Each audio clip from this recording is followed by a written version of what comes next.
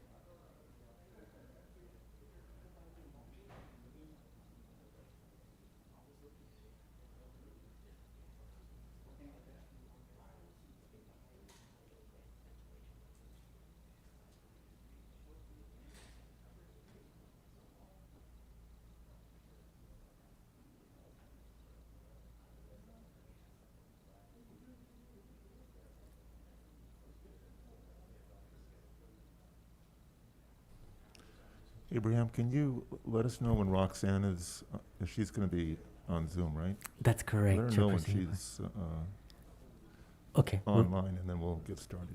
Absolutely. We'll confirm in just a bit. Thank you, Chairperson Huey.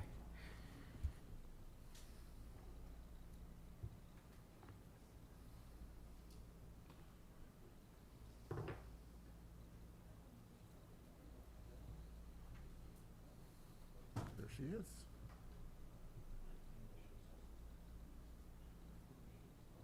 She's online, ready to roll. We are. Okay. Pause. Everything good Are we good? for us to start? Okay, one moment, please.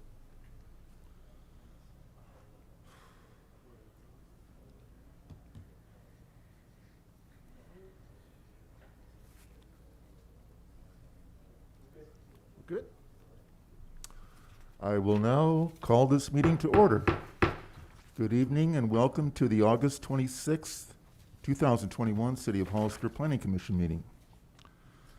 May I have a verification of agenda posting, please? Yes, Chairperson Huboy. The agenda for the Planning Commission of August 26, 2021 was posted on Friday, August 20th, 2021 at 4:14 p.m. Thank you, Abraham. You're welcome. Commissioner Mora, will you lead us into the Pledge of Allegiance, please? Yes, sir.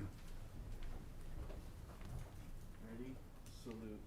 I pledge allegiance to the flag of the United States of America and to the republic for which it stands, one nation, under God, indivisible, with liberty and justice for all.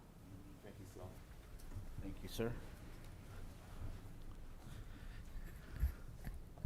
And a roll call, please. Certainly, Chairperson Hugh.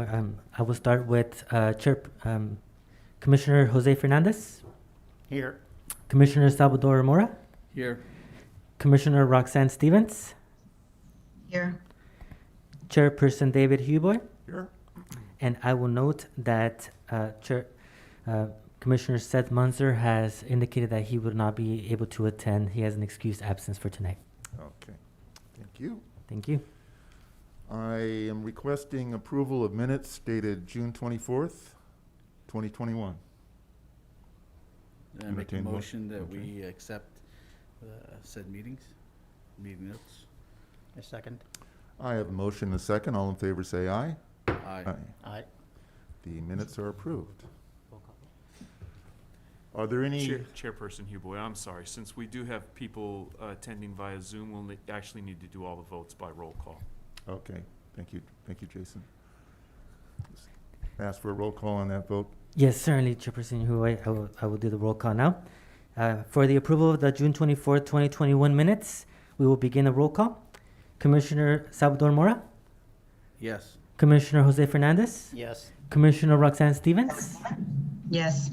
and Chairperson David Huboy. Yes. Thank you. The minutes have been approved. Now we go to communications from the public on items not listed on the agenda. Do we have any speaker cards on any items not on the agenda? Thank you, Chairperson Huboy. We do not have any speaker cards on items not listed on the agenda. We do have members of the public. If any member of the public would like to speak, see none. Anyone raise their hand in the virtual audience? We have none. With no speakers, we go to public hearings.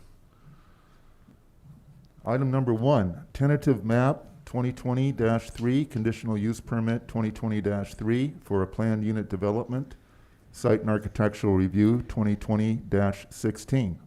South Street LLC, Jim Capania. The applicant is requesting approval of a tentative map, conditional use permit for a planned unit development, and site and architectural review for the subdivision of a 0.81 acre, 35,388 square feet parcel into 15 lots, and for the construction of 14 townhome, in parentheses, single family attached, units.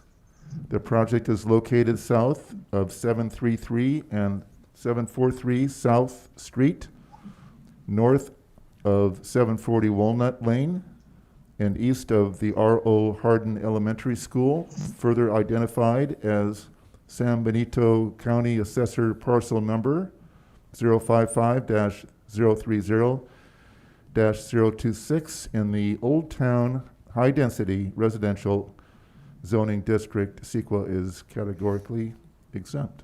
I have a staff report on that, please. Certainly, Chairperson Huboy. We'll have Associate Planner Eva Kelly provide the staff report presentation. Thank you.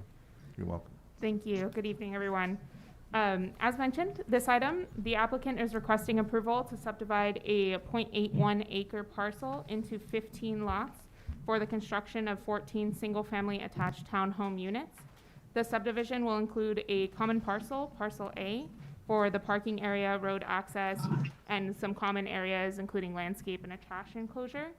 And the property is located south of 733 and 743 South Street, north of 740 Walnut Lane, east of the R.O. Hardin Elementary School, identified as APN 055-030-026, and it is within the Old Town High Density Residential Zoning District as mentioned. The project will have access via an existing shared driveway to South Street that's located between 733 and 743 South Street. 8 lots will be aligned on the west boundary of the site, which you can see at the top of your screen, and 6 of the lots will be located along the west boundary. The parking area of the site will have an area for emergency vehicle turnaround in between lots 10 and 11 on the east boundary, you can see here. And this also provides access to the parcel to the east of the project site, and that parcel to the east is owned by the City of Hollister and is currently used for city utilities. In addition to the tentative map request for the subdivision, the applicant is requesting approval for a conditional use permit for a planned unit development, which allows for flexibility in the general development and site layout standards. The applicant's requesting the following changes to the standards of the Old Town High Density Residential Zoning District. Firstly, they're requesting the minimum lot size for a single family unit in the Old Town High Density Zoning District. Its standard is 4,000 square feet, and the project proposes a minimum lot size of 1,254 square feet and a maximum of 1,673 square feet. And the overall density of the project is 17.28 dwelling units per acre, which is consistent with the permitted density between 12 and 35 units per acre. The smaller lot size request allows for the townhome type units that are proposed, which will help to diversify the housing stock within the city. And the proposed site design allows for some of the amenities like parking and the trash enclosure for the whole project to be met on the common parcel, Parcel A, rather than on each individual home site. Due partially to the smaller requested lot size, the applicant's also requesting an increase in the permitted maximum lot coverage from 50% to 82.5% maximum lot coverage. And then, as you see on the screen, the applicant's requesting the following setbacks, which are in accordance with the proposed site layout. A 0 foot or a lot line for the front yard setback. Note that there's sidewalk and landscape areas between the front of the units and the parking areas, but those are located on the common parcel, rather than on each individual lot. And then they are requesting a 9 foot rear minimum setback for several of the units. Several of them have a 10 foot step back, which is the standard, but some of them are at 9, so a little bit closer. They're requesting a 0 foot or a lot line side yard setback for the interior of all of the attached units as they're attached. And then between lots 4 and 5, there is a 2.5 foot setback request, so 5 feet total between the two units, but that is less than the 5 foot standard OTH setback. And then on all of the end lots, so lots 1, 8, 9, and 14, they're requesting a standard 5 foot setback to the side yard fence.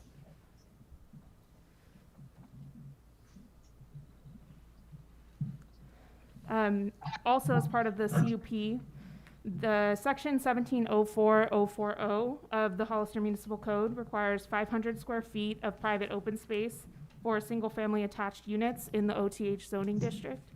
This 500 square feet can be combined as both ground floor and or balcony space. There are 6 lots which don't meet the minimum open space requirement in this development. Each lot has varying ground level private yard space, with the minimum being 219 square feet. Floor plan A has 82 square feet of porch and balcony space. Floor plan B contains 299 square feet of porch balcony space. And floor plan C doesn't have additional porch or balcony space, only the ground level space for any of the floor plan C units. As you can see in this table, lots 2, 4, 6, 10, 11, and 12 each would not meet the 500 square foot minimum for the open space. And the approval of the CUP for the PUD would allow for the reduction of open space on these lots as identified on the plans, with the minimum being on lots 10 and 11, with only 219 square feet of open space provided at the ground level.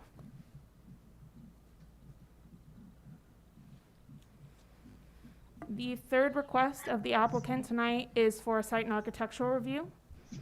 There are 3 elevations of townhomes proposed for the project. Plan A has a stucco exterior with concrete flat tile roofing. The first floor has a front porch with wood posts and a railing. The second floor has a balcony on the front elevation. And the rear elevation will have a set of windows for the bedrooms on the second floor and windows for the living room and office on the first floor. Floor plan A has a family room, kitchen and dining area, an office, and a half bath on the first floor. And the second floor has 3 bedroom, 2 baths, and a laundry room. Floor plan, or elevation B, is a craftsman style elevation with horizontal lap siding on the front elevation. The first floor has a front porch with wood railing and brick veneer columns, as you can see. And the second floor has a larger veranda with columns and a railing, as well as some exterior access to that balcony.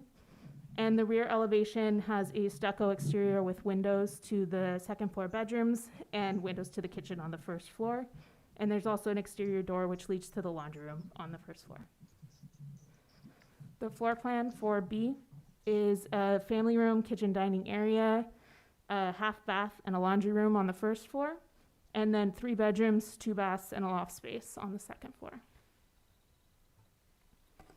And then the third and final elevation for the project is Plan C, and this has a stucco exterior with a central front door framed by 2 windows on either side, and there's a brick veneer-based trim. The second floor has 3 additional sets of windows, which are framed by the arch details that you can see on the screen. And the rear elevation has a set of glass doors on the first floor and windows on the second. Plan C is the only kind of end elevation in all of the rows of the attached units. So it also has a side elevation. And this side elevation has a rear door, several sets of windows, along with an articulated wall to break up this elevation. And finally, floor plan C, this is actually a 4-bedroom unit as opposed to a 3-bedroom like the other two. So plan C has, again, a kitchen, dining, great room area, a laundry room, a half bath, and a junior master bedroom with a full bath on the first floor. And then there's 3 additional bedrooms, 2 baths, and a loft area on the second floor. This slide shows the proposed project elevations for all 14 units as they would be aligned. So lots 1 through 8 on the top of your screen, will be along the west boundary, and they're broken into 2 groups of 4 houses with that split between 4 and 5 in the center. And then lots 11 through 14 are located on the northeast portion of the project site, and then 9 and 10 are on the southeast boundary of the project site. The project's located in the Old Town zoning district, and the Old Town encompasses an area characterized primarily by buildings constructed before the founding of Hollister in 1876, all the way to just before World War II. Buildings in this area include a variety of architectural styles and a range of sizes. They also reflect an integration of income levels and social classes within the neighborhoods. Some of the homes in the area were constructed after World War II and have a more contemporary style. And although these are established neighborhoods, there are opportunities remaining for infill development within the Old Town zone, and this proposed project is within one of those remaining infill sites, and it complements the scale and architectural style of structures in the area where it's located.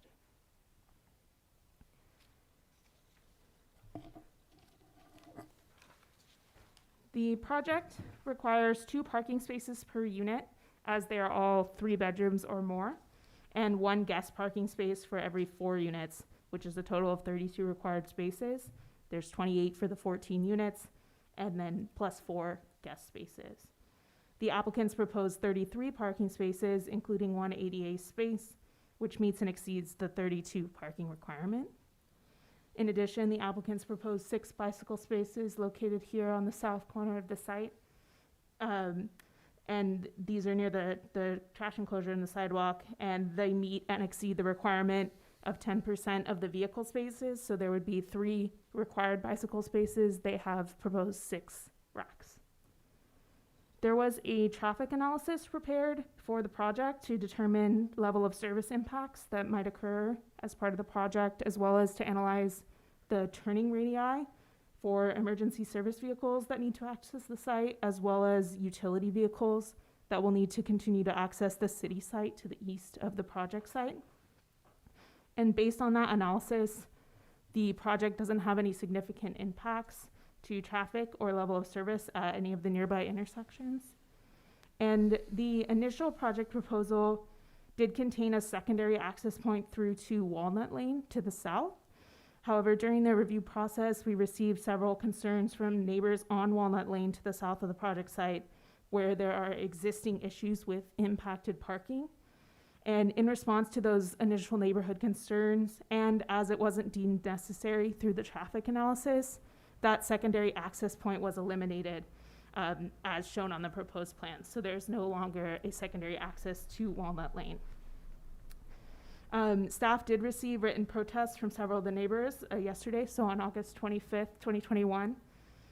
Those were provided to the commission, and we do have hard copies available on the table here in the chambers, and as well as up on your stands for the commissioners. And it was our hope that eliminating the Walnut Lane access for the project will help to alleviate some of those concerns that we heard through the project review process. And we do understand that parking is heavily impacted in many places in the city. However, for this particular project, as mentioned in this report, it does meet and exceed our parking requirements for on-site parking.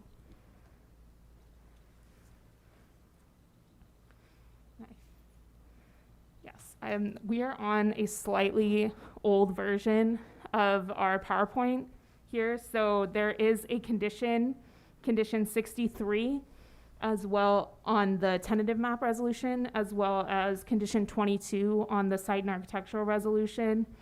It currently reads, the developer shall install a backflow prevention device on the existing sewer lateral between the building and the city's sanitary sewer main. The device shall be maintained and operated by the owners and shall be periodically tested by the owners to ensure the device is working properly. Our engineering staff and the applicant have discussed this and proposed to include just the language at the beginning, if required by city standard, then a backflow prevention device would be required. So staff would recommend that the Planning Commission review the applicant's request, receive all written and oral testimony regarding the proposal, and make the following motions. The first would be to adopt a resolution approving tentative map 2020-3 with the change to condition 63 as I just described. And then the second motion would be to adopt a resolution approving conditional use permit 2020-3 for a planned unit development, subject to the findings and conditions in the draft resolution. And the third recommended item would be to make a motion to adopt a resolution approving site and architectural review 2020-16 with the change to condition 22 as described. And with that, I will ask if there are any questions. Thank you. Thank you, Eva. I do have a question regarding the private space requirement. Yes. So the general development standards require 500 square feet of private space per dwelling unit. And of that 500 square feet, am I correct to say is that a portion of that can be attributed to a private yard space and the rest to a common open space? So that is true for a multifamily development. However, this is a single family attached development. So the standards are slightly different. It is still 500 square feet per unit. However, it is fully private as they are all technically single family individual sale ownership lots, but they are attached. So it's 500 per single family attached unit, and that can be split between ground level and balcony. A common open space area is not required for single family development.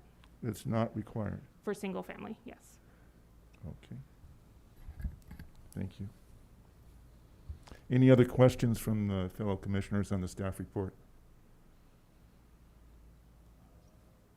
Commissioner Huboy, this is Commissioner Stevens. I would like some clarification again about the access in and out of this development.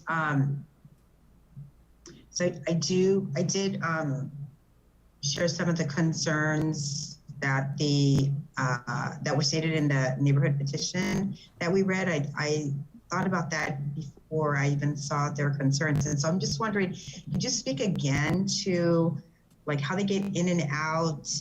I drive through there all the time because one of my granddaughters goes to school there, and it's very heavily impacted already. And I was trying to imagine 14 extra families plus 2 cars per household and how it would be impacted. And so I'm really concerned about that because there is a lot of traffic.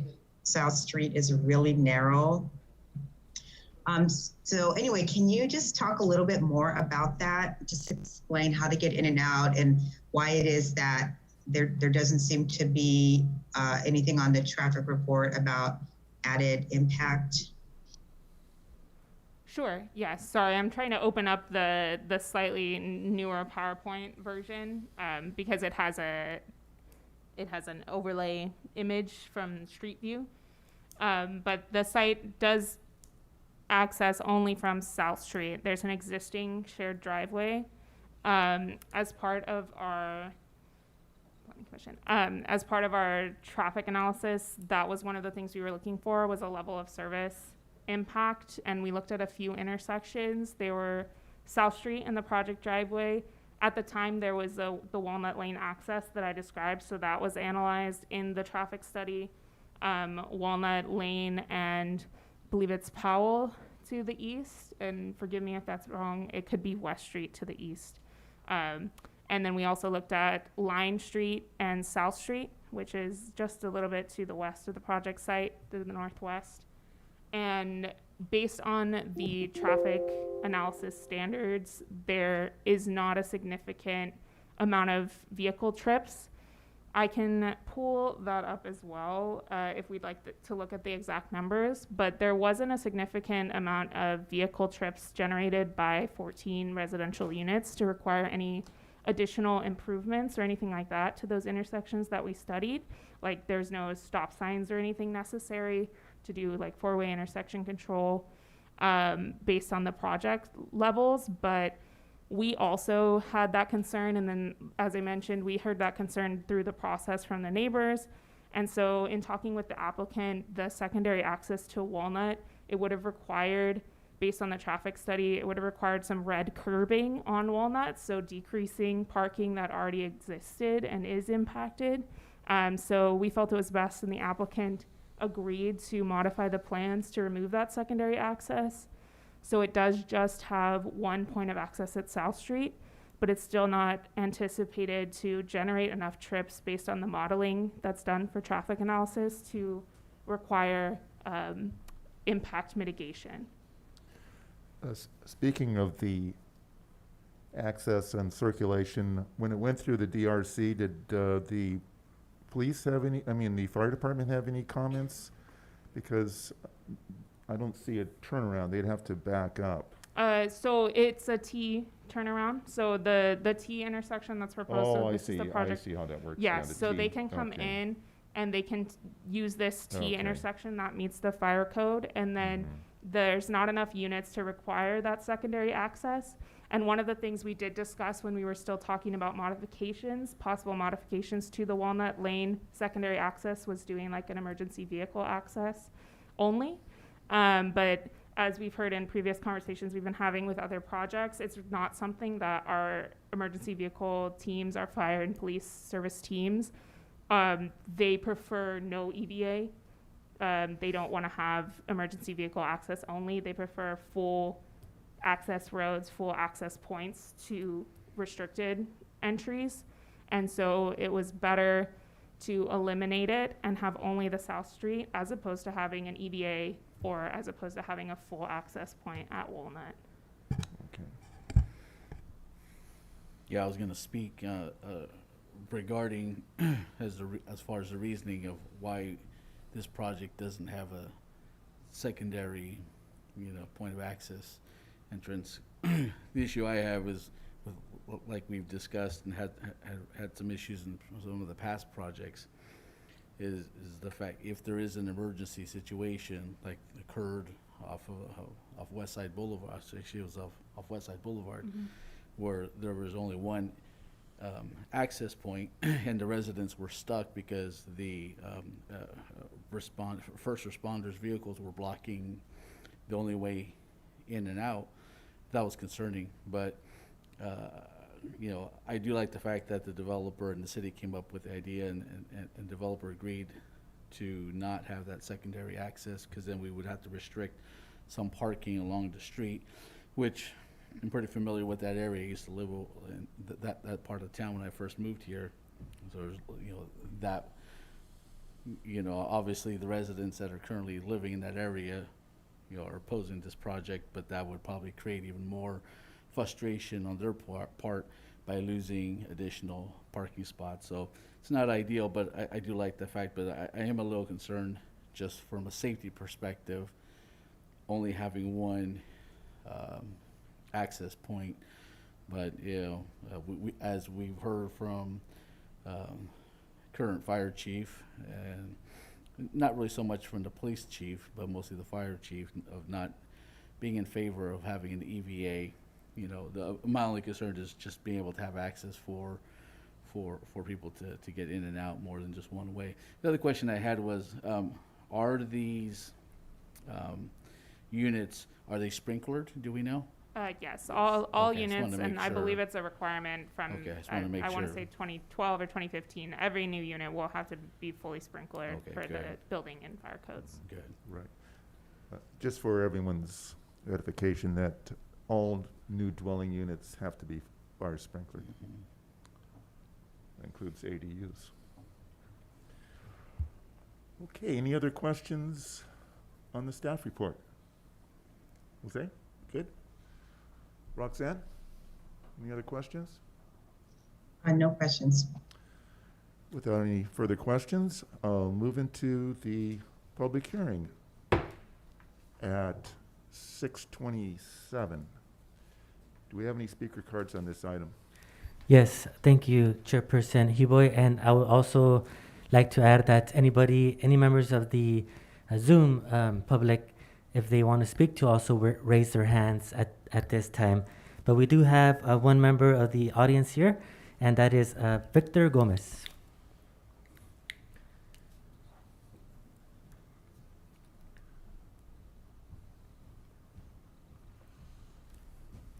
Abraham, good to see you. Honorable Chair Huboy, commissioners, really good to see you in three-dimensional fashion. Good to see you all. Roxanne, good to see you as well. Happy to be here with you today representing the applicant, Jim Campagna, and Alan Andrade is here too to answer any technical questions you may have. I do want to let you know that I did receive the petitions from Eva this morning from the neighbors. I did reach out to the petitioner, and I did reach out to one of the other neighbors and with two primary concerns. The biggest one was the emergency vehicle access. So folks were concerned that that was going to be used as a way to enter Walnut Lane.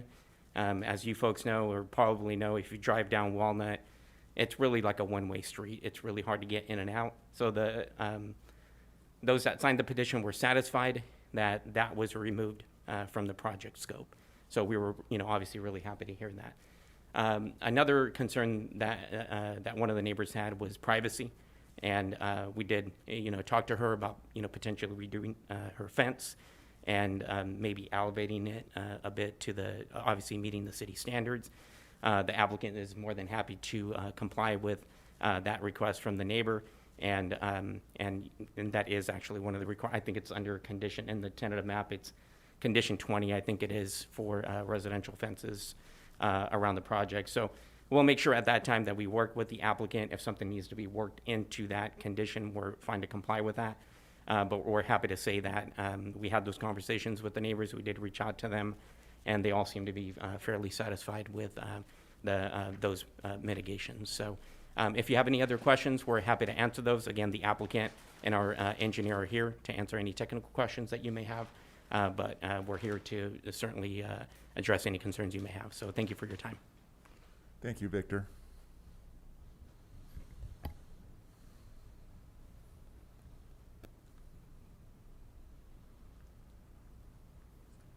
We do have Deborah Zander on the Zoom call, so we'll go ahead and allow you to speak.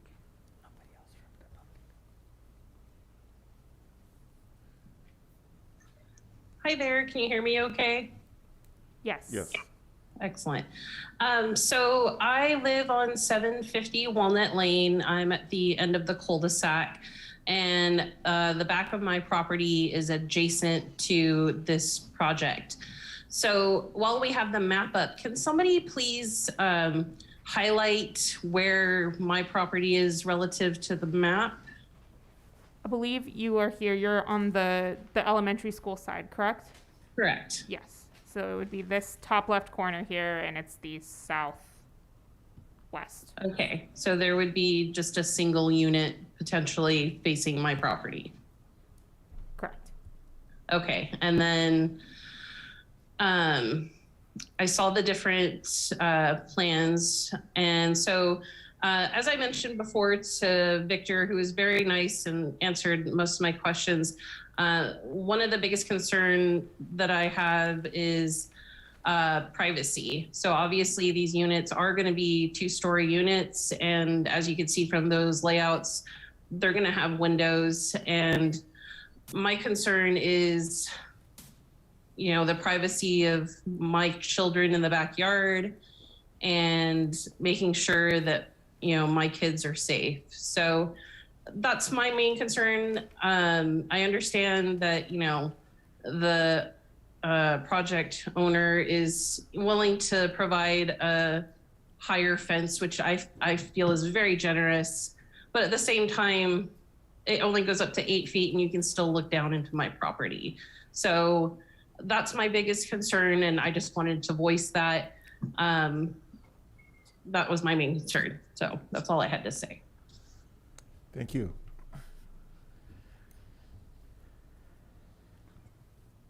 Any other speakers on Zoom?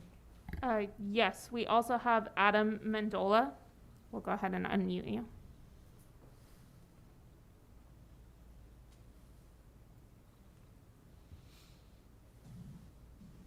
Is that getting okay here? Hello? Can you speak up, Adam, please? We can't hear you. Yes, are you able to hear me okay? Is it? Yes. Oh, you can or cannot? I'm Yes, we sorry. can now. Thank you. Okay, perfect, thank you. Yes, so we did start a petition on Walnut Lane. We did have those concerns about parking and such. I did talk to Ms. Kelly, and yes, Mr. Hernandez was or Gomez was very fantastic to talk to. We do appreciate them looking into those concerns. Moving forward, we'd like to also say that Walnut Lane is only one in and out emergency vehicle access as well. And it's been that way for 70 years. So looking at this project, I do understand their concerns. I would hate to go back and see that somewhere down the line, this comes up again. We'd like to just put it to rest as soon as possible. Starting back at the Planning Commission, I want to say thank you for allowing me to talk, but in February, we started noticing that sign. Not one resident on that street was notified. We had to call. I had to call and email and call and email. Never got any response until a little bit later. I understand that COVID was a big concern at the time, but we have concerned residents there that really wanted to hear something from the Planning Commission. Mrs. Kelly did reach out to me and we did start having this discussion. That was back in February. Today is August. And all of a sudden we got a notice last week that this was going to be at this point. So in that time, I wish as a resident, I would have known any of this part. Ms. Sander does have a good point. It directly impacts her house, but up until this point, we considered the emergency access vehicle, traffic flow, and other concerns that we had for that pretty much single one-way street that we all live on. The city of Hollister is growing immensely. I consider that on you guys to think about because like Ms. Stevens had said, my kids went to R.O. Hardin School as well. South Street is majorly impacted. All the streets in that area are majorly impacted. Two ways in and out of Hollister, Highway 25, Highway 156.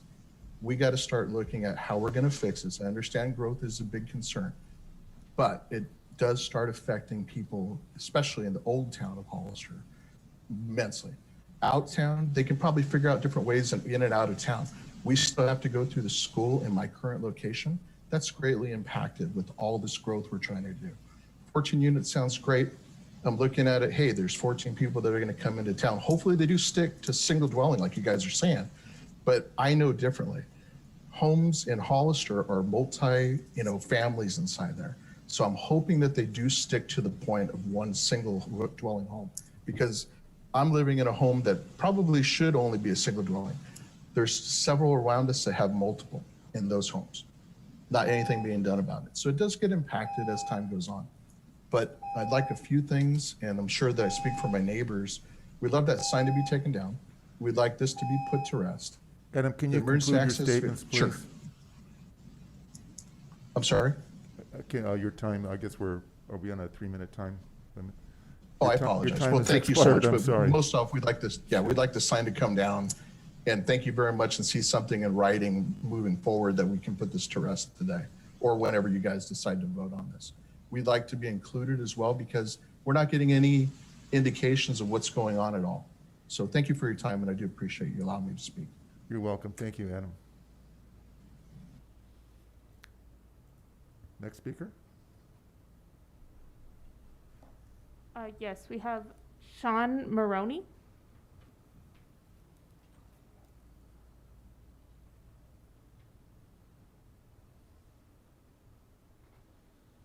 Hello? Can you guys hear me? Yes. Proceed, please. I live on 661 Walnut Lane, been there 12 years. I can agree with pretty much everything my neighbors have said so far. I had a question about the traffic study. What time of year was it, and what time of day did you do that traffic study on South Street? Because there's a huge difference if you did that in the summer and if you did it during the school year or during pickup times, during drop-off times. That all matters. And that's all I have. Thank you. Thank you, Sean. Who generated the traffic report?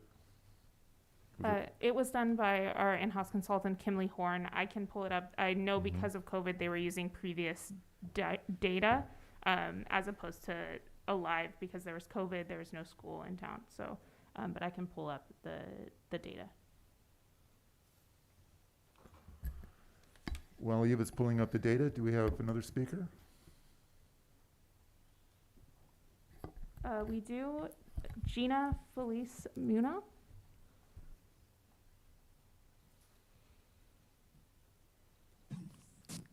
Good evening. Are you able to hear me? Yes, Yes. go ahead.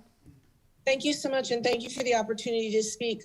I'd like to just reiterate what my neighbor just said. I reside at 610 Walnut Lane. I happen to work at Hollister Prep School, which is on the campus of our Hardin School. Traffic is bananas in the morning down South Street and Line. I too would be interested to see what data you have that states that this will not impact, that this development will not impact traffic. Yes, it's only 14 units, but that's 14 more units than what are there now.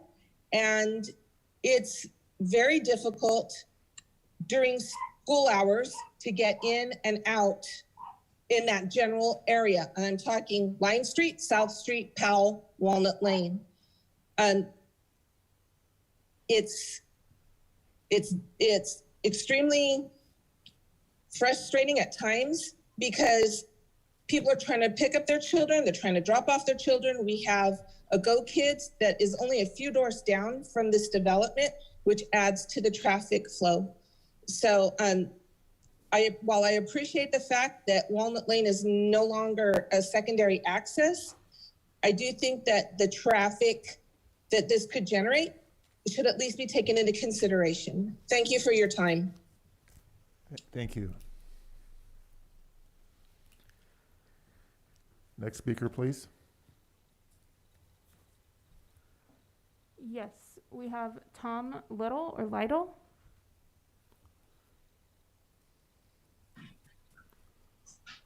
Good evening. Can you hear me? It's Tom Lytle.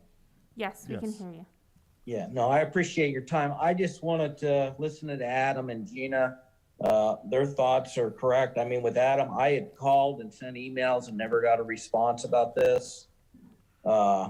This street is highly impacted already. I mean, every day I go out because I live right at the end of Walnut Lane by Powell. There's 6 to 8 vehicles that are parked there that don't live on this street. I understand they have a right, but they're from rentals across the street. And then the traffic survey, I mean, this street, trying to get out no matter what time of the day, it's with the cars parked right on the corner, you can barely see to get out safe. My daughter didn't want to start driving because she was scared of getting out on the street. It's so bad.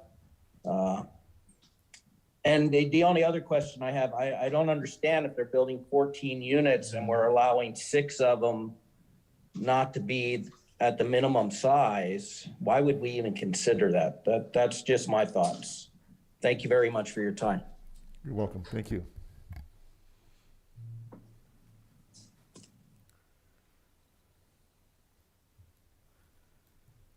I have no more speakers in the Zoom.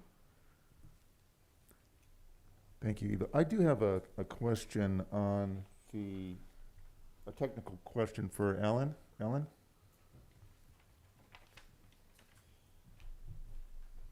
It's on the drive that comes off of South Street. The new drive. That's all a new Certainly. access. It's new drive, right? That is an existing driveway that will be improved to facilitate the width required for these 14 units. So you're widening the existing drive? Yes. Okay. Is the widening including sidewalks? There's not enough room to have the required access for 2 vehicles to pass, as well as a sidewalk, if we put like a raised sidewalk. In your package, if you have my plan set, I did a detailed cross-section that showed how the vehicle movement would happen at the narrowest point. And you could ask Eva if that's available. Clearly it's very similar to what you've got with any of the alleys downtown, where 2 vehicles can pass. When they do pass, it's tight, but there's room for everything to get by. And there's also room, if there was pedestrians or something, to manipulate and be alongside that. Not that we'd expect it to always have 2 cars and someone walking at the same time, but it meets the minimum requirements for serving these 14 lots. The concern I have is for an accessible route to the sidewalk on South Street. If that was to come up during plan review, how would you respond to that? It's showing on the plan set, and It's it was shown? in the design review package that you had. So without a sidewalk, how does the accessible route work? Just Can you like the striped sections in a you can do a supermarket parking lot. striped walkway? Yeah. Okay. So, very similar to a crosswalk, but since it's linear with the access. It'd be a that's how it functions, striped yes. pedestrian path? Yes. Okay. And both sides of that are also, painted red. So it's like there's no parking allowed, that's entirely restricted. It is only for vehicles and pedestrian access. There'd be no parking lot, okay. That concludes my questions. Any questions for the civil engineer from the planning commission? Thank you, Alan, appreciate that. Do I have the opportunity just to mention one thing that, I really appreciate Eva, and I thought she did a great job with the presentation and the package and the staff report. The last commenter that did make the comment with regard to allowing the reduction in space, what's kind of lost in translation here is that you have this common open space area and parking lot that ate into the availability to have private open space. But when you look at the project as a whole, in the gross and the density requirement that the city's looking for to fill in this Old Town Historic District, it meets those requirements. And it's kind of just, which angle are you looking at it? The way that Ava presented it, she had to, because, once these lots are created, they would have a higher lot coverage and less open space because they're just the small lot.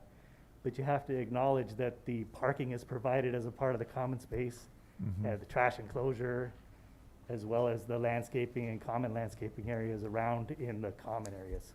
Right, but speaking of common open space by the definition in the 14.04040 of the multifamily residential development standards, it encourages community interaction. So it would, it doesn't show, But it doesn't show that. You're spot on with the community interaction. Community interaction for open space. That's why all of the units that you look at, well, the majority of them have that patio on the front, which is a quasi front yard, so that you're encouraging community interaction with, neighbors parking and sharing parking spaces with each other. They have to walk past each other to get in and out. It was all in line with the intent of the general code as I read it. One other, so what you're saying is that within the private space in the front, you're able to create a community interaction. Facilitate element community interaction. This is a lot different than single family housing where, people pull into their garage, close the door and don't even talk to the neighbors. Right. Everyone here is going to be outside visiting with each other by, obligation because they don't have another choice. Yeah. It's the paradigm that is kind of the shift away from single family housing that, seems to be really problematic, or like maybe there's too much of it in Hollister. And we want to encourage this type of stuff where you've got higher densities and people interacting with each other on a daily basis. Yeah. A minor point on a different subject relating to the pedestrian routes is that the building code requires for over 3 dwelling units to have accessibility. So I don't see accessibility addressed from the fact that all the elevations show steps. So, I mean, So- that's typically a building department review issue, but since we do look at, from a site standpoint, we do look at accessible pedestrian routes. I just want to make that clear, is that there'll have to be a revision on having If you'll enough notice, accessible ground floor units. if you'll notice, is one of the 3 models has the downstairs bedroom unit for that specific reason. And each one of these has the ability to be modified for a ramp to be included for the front door access. Okay, So it's not like we designed the whole project, every unit to be accessible, but each Right. unit has provisions built in to become Mhm. accessible should it be necessary. I can see that can be easily massaged, so you can include those accessible Yes. routes in ground floor, Right. accessible front doors with a half-inch threshold. Any maximum threshold? Yes. Any questions for the civil engineer, Alan Andrade? Well, thank you for giving me the chance to make that comment. And then with regard to the neighbor who is immediately adjacent and was worried about the windows, is we only have one bedroom that has a window that faces her lot. There's 3 windows showing on that upper level. 2 of them are, light or a bathroom where they're not, they're up elevated. They're not like floor access where someone's able to look out of it all the time. Just the one window, and, as Victor stated, the applicant's, ready, willing, and able to, reconstruct that fence in a manner that's suitable to whatever the city code would allow. Question for staff regarding if the applicant was to raise the rear fence from 6 feet to 8 feet, would that be a variance to our municipal code on fence heights? No, our fences are allowed to be 6 feet with up to a 2-foot lattice. So it couldn't be an 8-foot solid fence, but it could have a 6-foot solid fence with a 2-foot lattice. That's perfectly in line with our residential. Like a lattice, like embellishment on top? Right, yeah. Okay. And the lattices can be, the open kind that you can actually see through, but also there's the privacy lattice that really restricts the ability to directly see through, especially, for people that are shorter than 6 foot.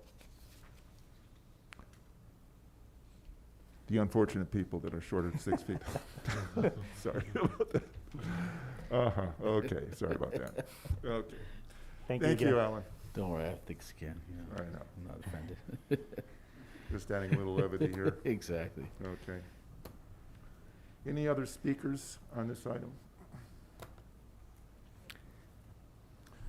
Does anybody else want to speak from the audience? Anybody from the virtual audience? Any other speakers? Without further speakers, I will close the public hearing now at 10 minutes to 7 and bring it back to the Planning Commission for discussion. Comments? Yeah, I just have a quick question. Do we know if this project is gonna, if it has HOA? Is there a HOA component to this? The city, the conditions of approval have a communities facilities district requirement for the applicant to be able to annex into these communities facilities district number 4 for the maintenance, and community facilities district number 5 for police and fire prior to the recordation of a final map. So that would be a part of the requirements. Yes, Okay.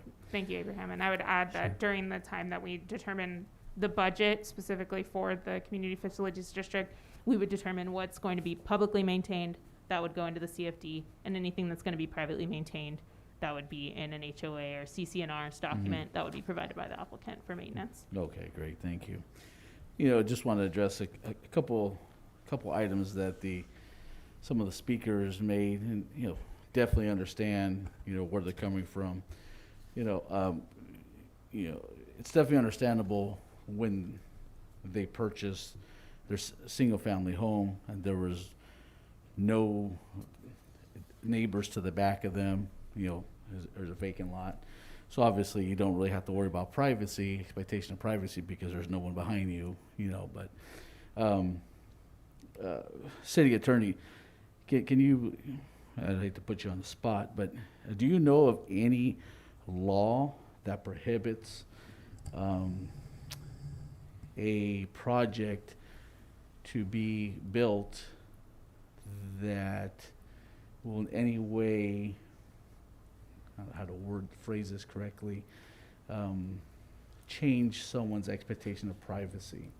So basically, if I had, I own a home, there's no one behind me, now there's a project that's gonna come up. Is there an existing law that prohibits a project being built just because somebody could potentially view my backyard? Commissioner Moore, that would be up to local zoning regulations, which apparently does not apply here. Yeah, I'd defer to staff on that. Yeah, that was be my next point. With our local zoning ordinance, we do not have that. It's not prohibited. So, yes, I'm not sure how long this, some of these residents have lived there with no one living behind them. Yes, it'd probably be more ideal for them to have a single story built, near their property. But, with this project, it's not a single story, it's a multi-story. So it's definitely understandable. I understand that even though the builder, the applicant is willing to raise the fence, it's not going to solve the issue. But unfortunately, there's no guarantee when you purchase a home, when there's nothing built around it, that nothing will ever be built there, or that it could potentially be, 2-3 stories high. So I definitely understand that, but it's not a perfect world. I can't imagine denying a project just on that single fact alone. It's unfortunate for that homeowner, but unfortunately it happens a lot. And as far as the traffic, study, I mean, it was near impossible to do a proper traffic study in 2020 when there's when school wasn't in session as far as on campus. So it's kind of unrealistic to be able to get that. So we have to kind of piece together past traffic studies when school was in session. Obviously, the heavy times are in the early morning when kids are going to and from school, and probably early afternoon when they get released. But we also can't guarantee that, there's only going to be a single family living in each unit. Of course, that's not necessarily our job. Our job is to look at the project before us and to make sure that it meets all the requirements that the city ordinances that we have in place. Obviously, we would hope that there would be just a single family that lives in the unit, in a dwelling unit, but we know how times are. Even in an apartment, you have multiple families, but we can't control that aspect of it. We can't foresee those things. So we just have to, just want the general public to know that we have to just look at the project before us and make sure that it's in compliance with our city ordinances and make the best determination from there. Obviously, to have nothing there would appease the current property owners, which is definitely understandable. Whenever there's new housing built around you, when there's nothing there for a long time, people aren't going to like it. But I like this project. This is something that the city desperately needs. It's not single-family homes, which will take up more space.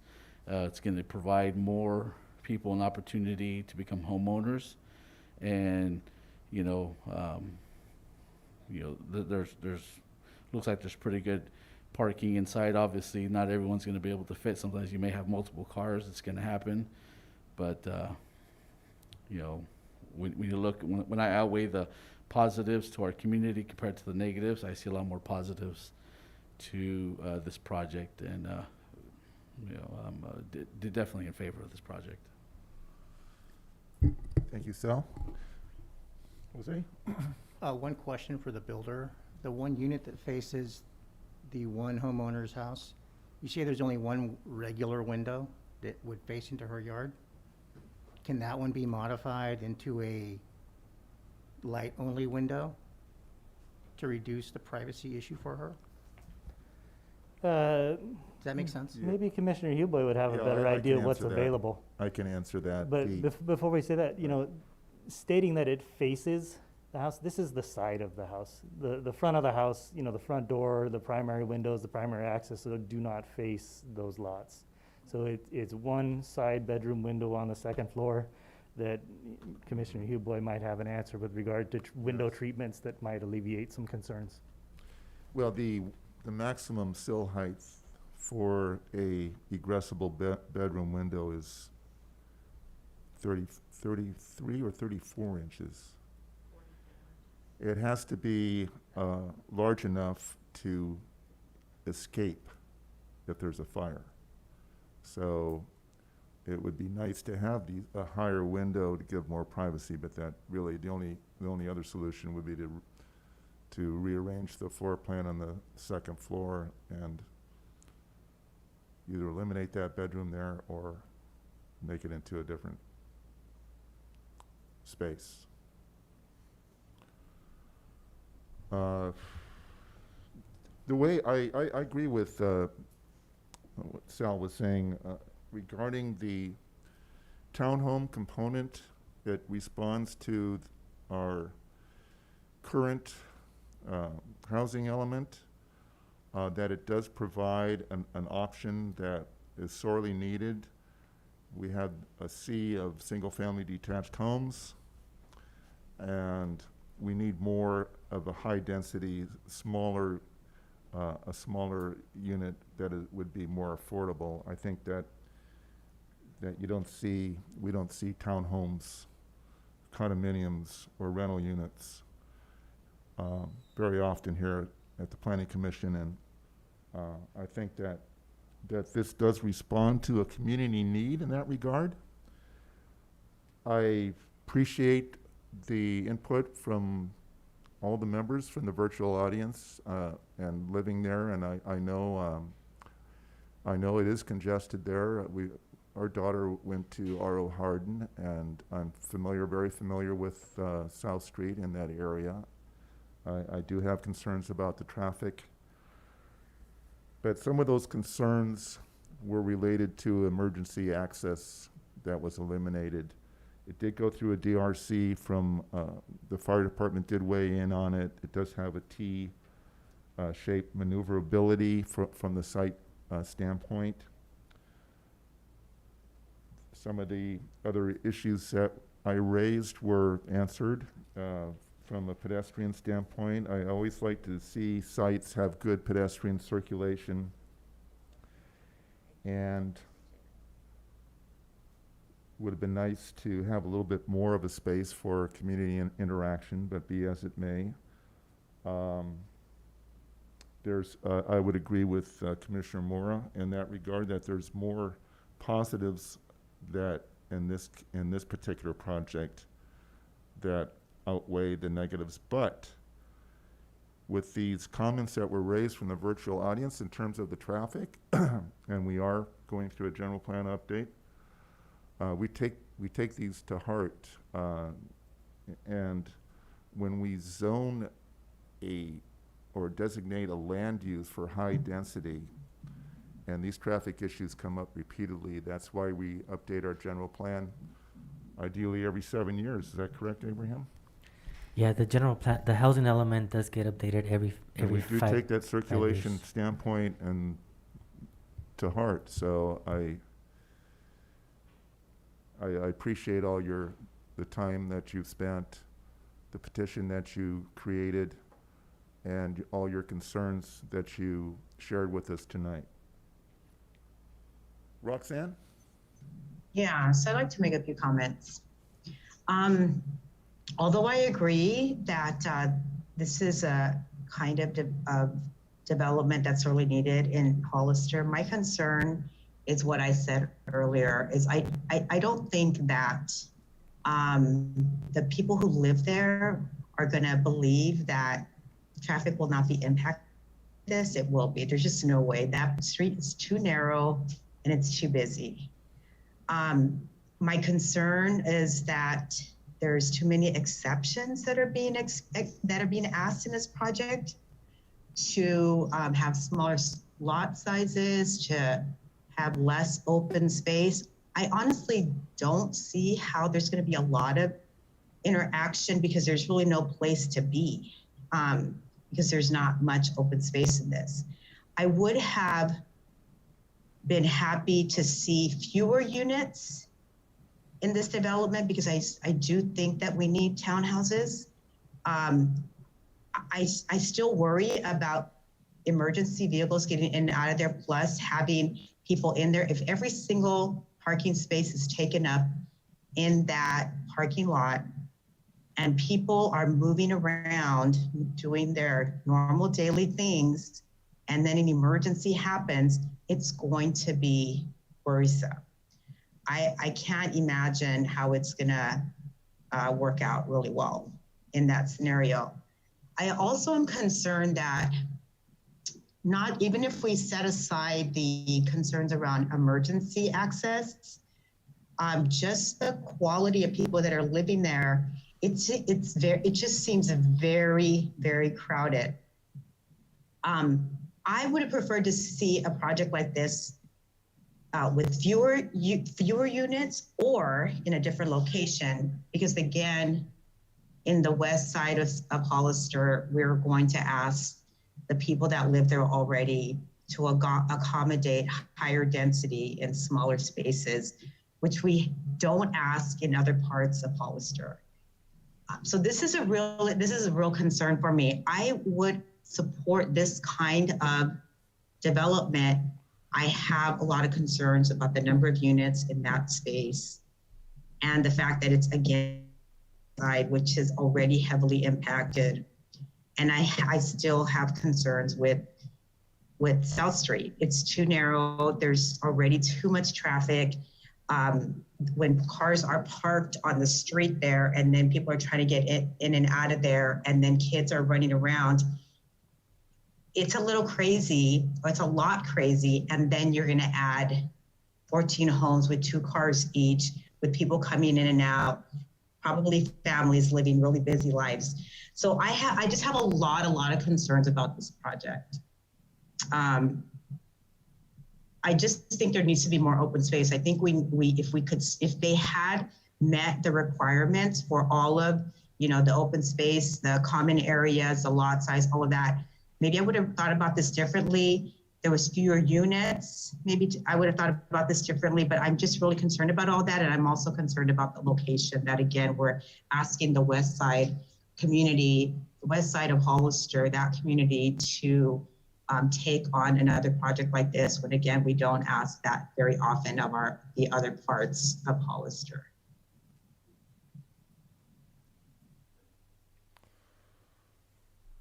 Thank you, Roxanne.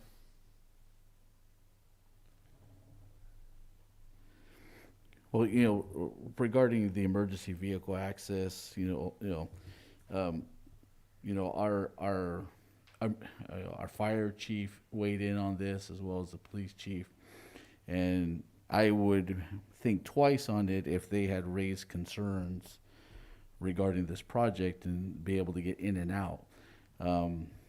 The fact that they haven't, and they've kind of signed off on it as far as saying this isn't an issue for us.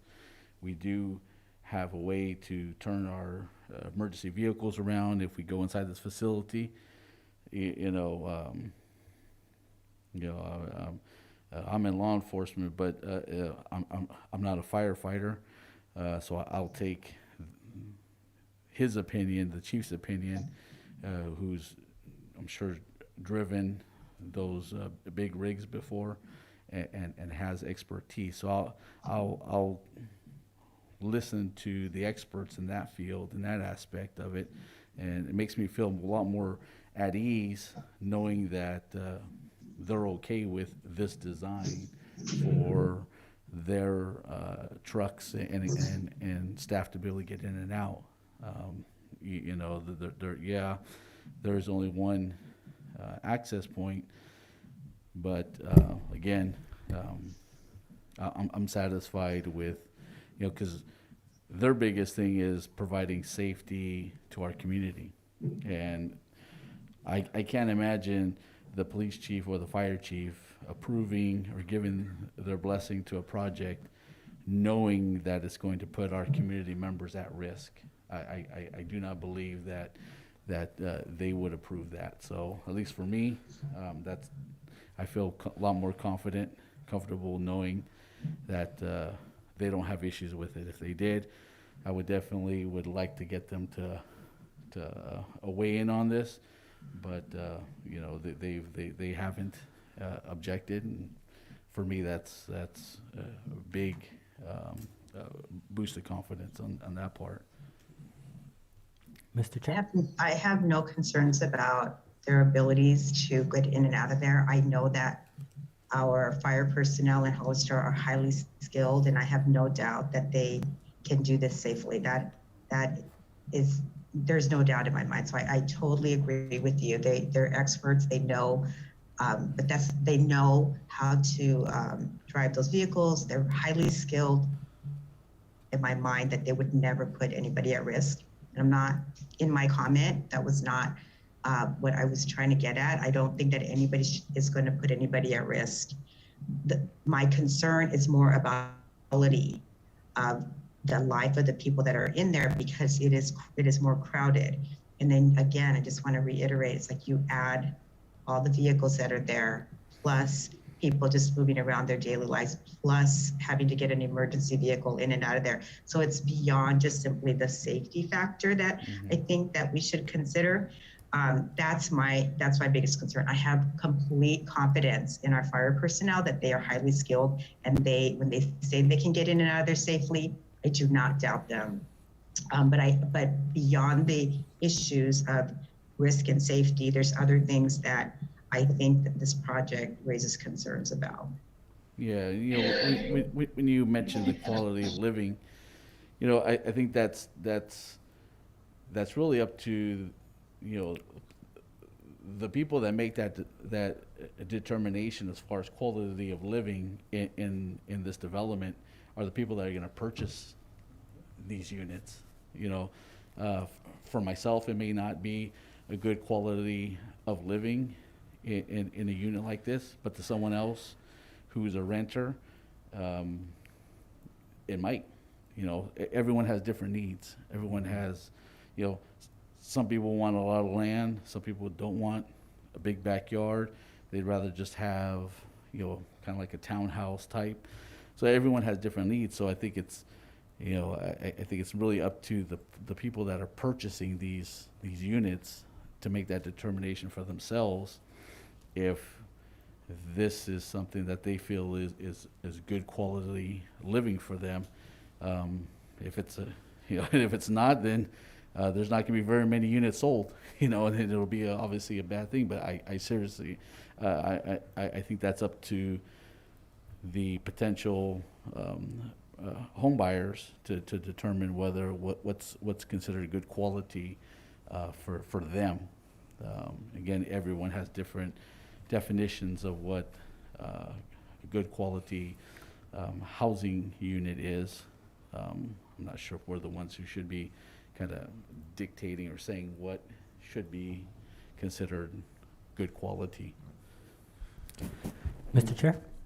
I'd like to make comments on a couple of the issues that were brought up here, and one is that I think it's worth noting that the parking, on-site parking exceeds the requirement. That is correct. correct. It's 33 proposed, 32 required. So which is a good thing.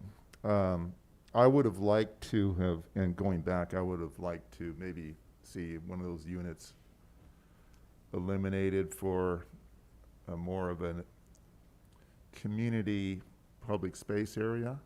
Be as it may, when I look at projects like this, and especially with concerns on traffic, I look at multimodal access. So it was important that my questions to Alan Andrade, it was for a pedestrian access or bicycle access to connect to South Street. For the walkability close to the school, I would like to see that is you could walk, have a safe pedestrian route that would connect to the school along with a bicycle route. So when I look at projects like this, it's paramount that they address multimodal access, which Alan did answer my questions regarding that. It is high density, does meet that land use. It does comply. They're asking for a lot of, reductions to setbacks, lot coverage, and private open space. It's, with all this being said, it puts me a little bit on the fence there for me to support it. But as I said previously, I think that the positives do outweigh some of these concerns slightly, and that's all I have to say about it. Mr. Chair, if I may? Yes. Can I address the open space a little bit as well? I know that that's a big factor, and I know that the City Council, Planning Commission, Parks and Rec weigh heavily on open space. And I just want to say that the City Council did adopt a Hollister Parks Facilities Master Plan in 2019. And part of that required, there's different language in there. Part of it indicates that the City of Hollister has a joint contract with some of the schools. Oro Hardin is one of them for the use of open space. The others are Cerro Vista, Lat Lane, Margaret Mays, Rancho San Justo. And so the Oro Hardin School Park at 6.26 acres is a currently existing joint facilities with the City of Hollister and the Hollister School District. And so it is in walking distance. The site is in walking distance to the park. And so one of the things that the Hollister Park Facility Master Plan considers is that any residential unit that's built throughout the city should be in walking distance to a park.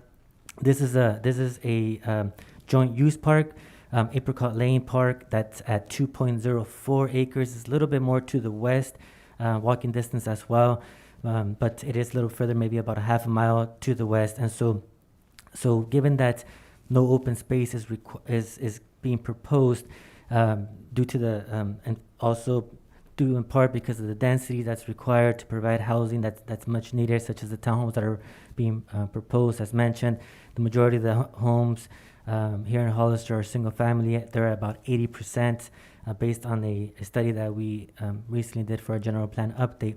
So the townhomes being a little bit different type of use as discussed, a different type of stock, and also due to the fact that it's in close proximity to Oro Hardin, they don't necessarily have to put an open space area on the site to meet those requirements, but they would pay into a Quimby required fee to provide those funds and for the city to be able to use them for other types of recreational open space amenities in the city of Hollister. Does the fees that go into the community facility district, are they designated for those purposes? The community facilities district would be specifically for the site itself, for the maintenance of the site, so that way it can help for city staff to be able to go out and do the proper maintenance of whatever needs to be maintained throughout the development. And there is an escalator to that as well. So it's based on the CPI, the Consumer Price Index. Every year it would go up. And so that's part of the conditions of approval, that we would require that to be essentially annexed into the CFDs number 4 and 5. What I was referring to in regards to the fees for the city to be able to provide amenities either nearby or in the city of Hollister, that's in our subdivision code, chapter 16, which requires that the city require impact fees for development for open space requirements. And so if it's not provided on site, then because in this case it needs to meet density and because of the close proximity to other parks, then we would be able to collect those fees through impact fees that have also been established by the city of Hollister for open space. you know, if it was, I was looking at this and I was thinking that this project certainly does not address the common open space as it is defined in the municipal code. But since it's private ownership, as you said, then they're exempt from that requirement. Although that you have these multi-units all stuck together, it's, you know, apartments or private ownership, you still need that open space. You still have that need to have a space where you can have community interaction. Absolutely, we definitely agree to that, and that was considered as well, Chairperson Huboy. However, also the fact that the school was nearby, in walking distance, that really helped as well, and the city does have a With the partnership walkability, yeah. for people to be able to use it, and not just exclusively to the school, but also after school hours, people are able to use it. Would have been nice to have a little neighborhood convenience store nearby too. That would decrease the need to get into a car and put pollution in the air. Okay, any other comments on this item? What is the pleasure of the Planning Commission? We're looking at Number 1, I make a motion that we adopt a resolution approving tentative map number 2020-3, subject to the findings and conditions contained in the draft resolution with the change of condition number 63 as defined. was that condition 63, was that part of the CUP though? Tentative map. Or the tentative map? It would be condition 63 on the tentative map and condition 22 on the site and architectural. Oh, And okay. I opened up our new PowerPoint, so I do have the language on the screen for Oh. everyone as well now. Okay, I have a motion on the floor. Any further discussion on that motion? No. I have a motion on the floor for approval of tentative map 2020-3. Do I have a second? A second. I have a motion. And make sure we do a roll call on We'll do a roll call. Well, first, yeah, we'll do our. Yes. let me go through this. Let me Okay. get through this and then we'll ask for a roll call. I have a motion, a second. All in favor, say aye. Aye. Aye. Roll call, please, on the vote. Commissioner Salvador Mora, Aye. Commissioner Jose Fernandez, Aye. Commissioner Roxanne Stevens, Nay. Chairperson David Huboy. Aye. Thank you. The motion carries and it's passed 3-1. And I'll just note for the record that that's going to be resolution 2021-21. Thank you, Eva. That's correct.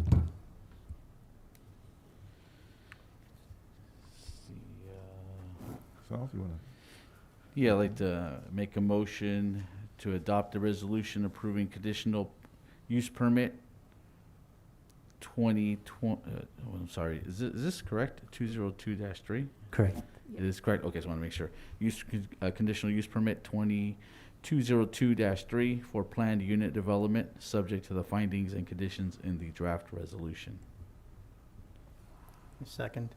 I have a motion, a second. All in favor, say aye. Aye. Roll call, please. Yes, thank you. This is a roll call for the motion to approve conditional use permit 2020-3 for resolution number 2021-22. I'll start with Commissioner Salvador Mora, Aye. Commissioner Jose Fernandez, Aye. Commissioner Roxanne Stevens, Nay. and Chairperson David Huboy. Aye. Thank you. Motion passes 3-1.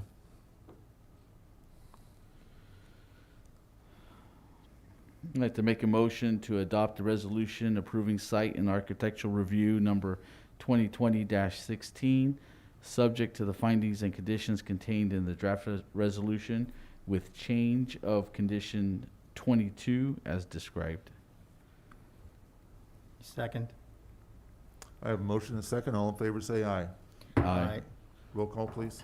Thank you. This is for site and architectural 2020-16, which is identified as resolution number 2021-23. And I will start with Commissioner Salvador Mora, Aye.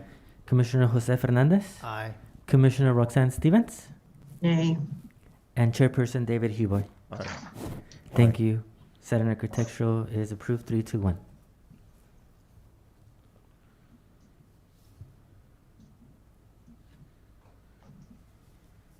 Thank you and good luck, sir. Oh, site and architectural. Or did we? Oh, did we do that? No. Oh, yeah, we did it, yeah.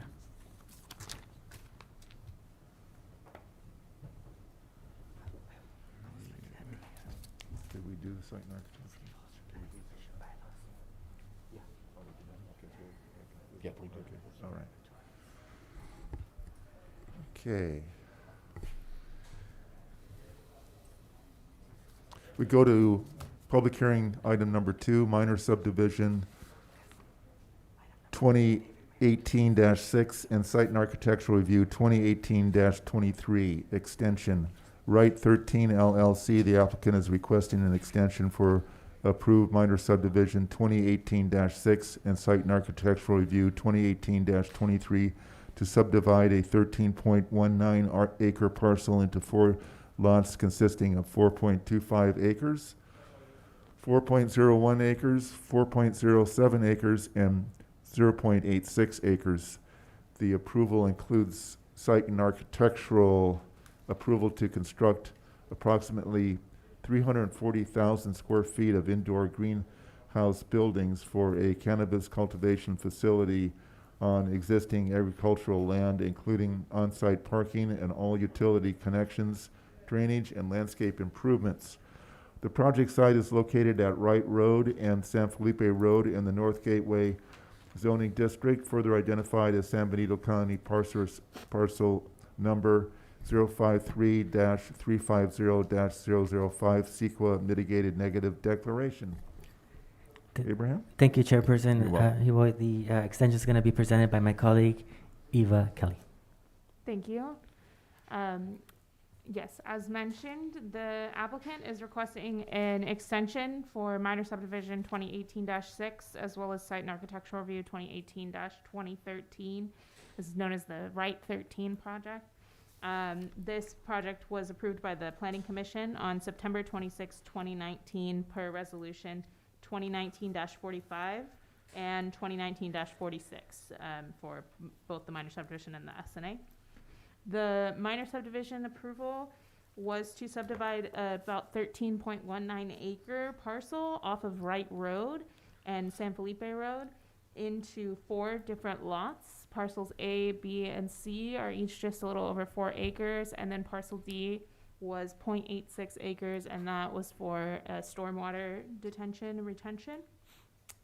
The approved site and architectural review was for the construction of about 340,000 square feet of greenhouse buildings for cannabis cultivation. And this property, as mentioned, is located at assessor parcel number 053-350-005 within the North Gateway zoning district. Per the applicant's request for the extension due to the effects of COVID-19 on commercial, industrial, and cannabis development opportunities, their applicant team has not been able to progress forward with the project since their 2019 approval. However, they've indicated that they're seeing a turn in the market and believe that they'll be able to move forward with the project into the development phase with an approval of a time extension. The applicant's request was initially for a 2-year extension. However, because there was a minor subdivision approval, it's subject to the Subdivision Map Act. And the Subdivision Map Act does not allow discretionary approval of an extension for a map beyond a 1 year after that initial 2-year approval. So if applicable, there are some additional time extensions in the Subdivision Map Act that are non-discretionary based on certain things that may happen to the map, or if there was like a moratorium, for example, those could extend the map. But discretionary approval by the Planning Commission may only be for 1 year. As the site and architectural review for the project is also tied to that minor subdivision map, the Planning Commission may also only extend that approval for up to 1 year beyond that initial approval. So staff would recommend that the Planning Commission review the applicant's request, receive written and oral testimony regarding the proposal, and make the following motion to adopt a resolution approving a 1-year extension to both minor subdivision 2018-6 and site and architectural review 2018-23, subject to the findings and conditions in the draft resolution. Thank you. Any questions on the staff report? No questions. I'll open up the public hearing now at 7:28. Any speakers on this item? There are no speakers from the audience that I have a card from, but there are. I see a name of the applicant, of one of the applicants on Zoom. Not sure if anybody on Zoom wants to speak. If you do, please raise your hand. Any questions for the applicant?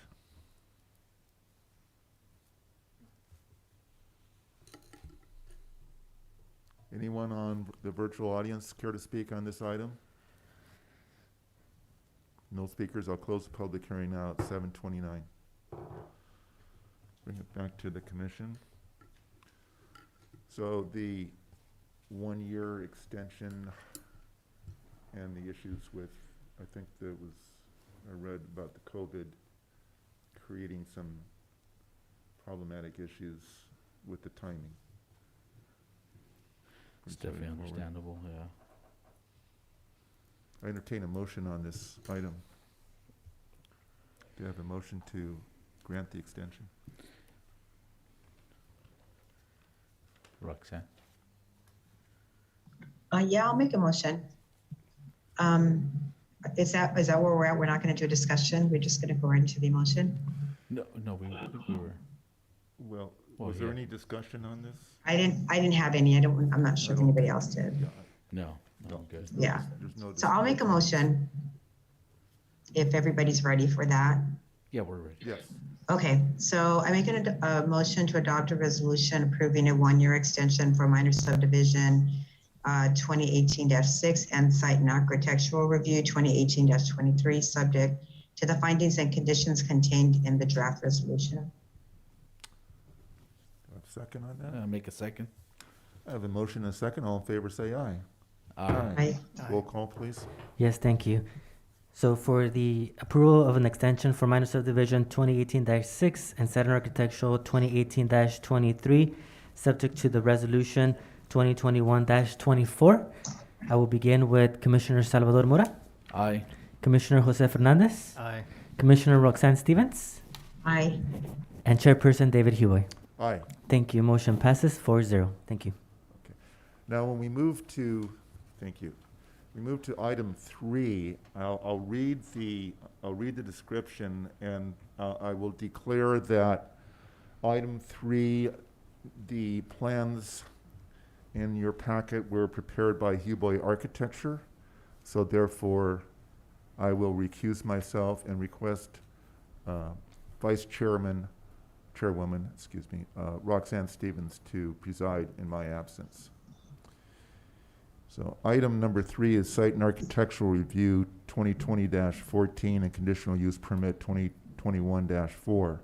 Joseph and Matt Sanchez, the applicant, is requesting approval to construct a 2-story mixed-use building to replace a former 1-story commercial building which was destroyed by a fire on a 0.15 acre lot, which equates to 6,570 square feet in the downtown mixed-use zoning district.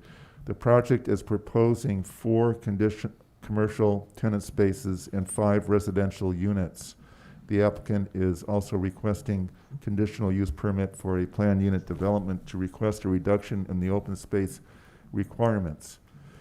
The project is located within the parking assessment district and within the downtown mixed-use zoning district at 435, 437, 439, 441, and 443 San Benito Street, further identified as San Benito County Assessor Parcel Number 054-120-007, CEQA categorically exempt.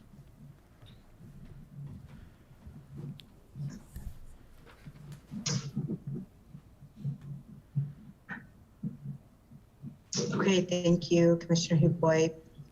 Should we, do we have any speaker cards? Is that what we're going to do first is public comment? Commissioner staff Stevens, if you like, we can have a staff report for this. Sorry about that. Staff report and then public comment. Thank you. Thank you. I'll have our colleague Amber Cameron, our social planner, to present. Thank you. Thank you. As mentioned, the applicants are requesting approval to construct a two-story mixed-use building on a 1.5 acre lot, which is the equivalent of 6,570 square feet in the downtown mixed-use zoning district.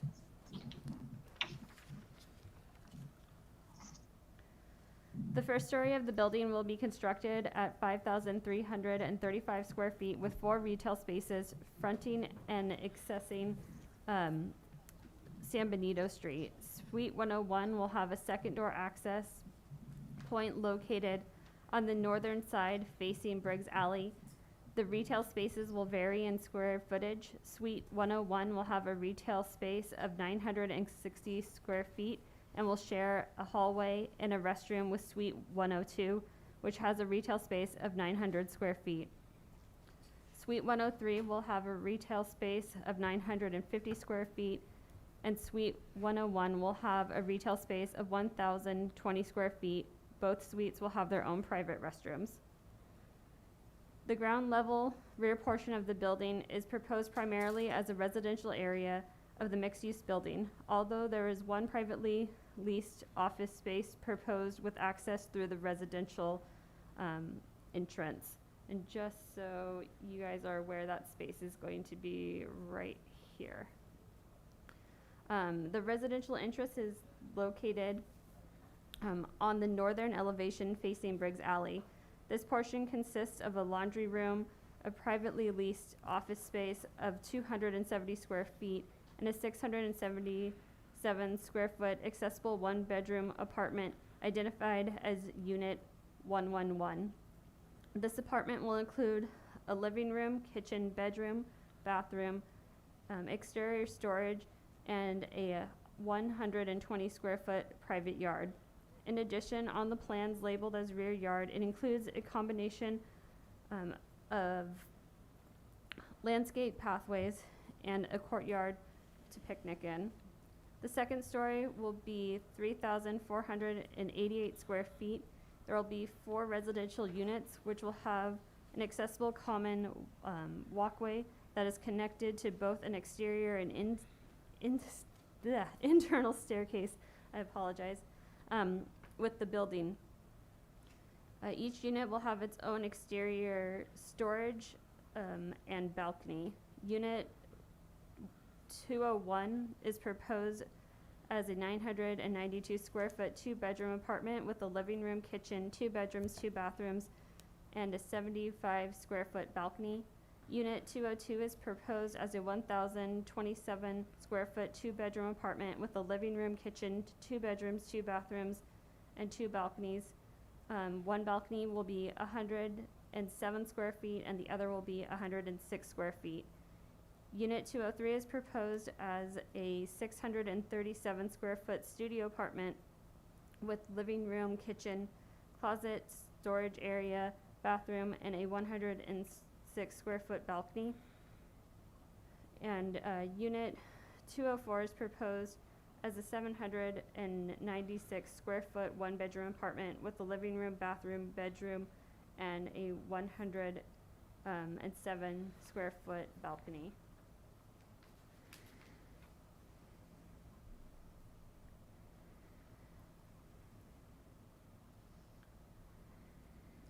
The western elevation of the building will front San Benito Street. The overall building will be finished in stucco.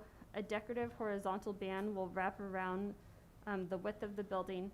Known as a string cord in architecture, this line helps to differentiate the stories of multi-storied buildings.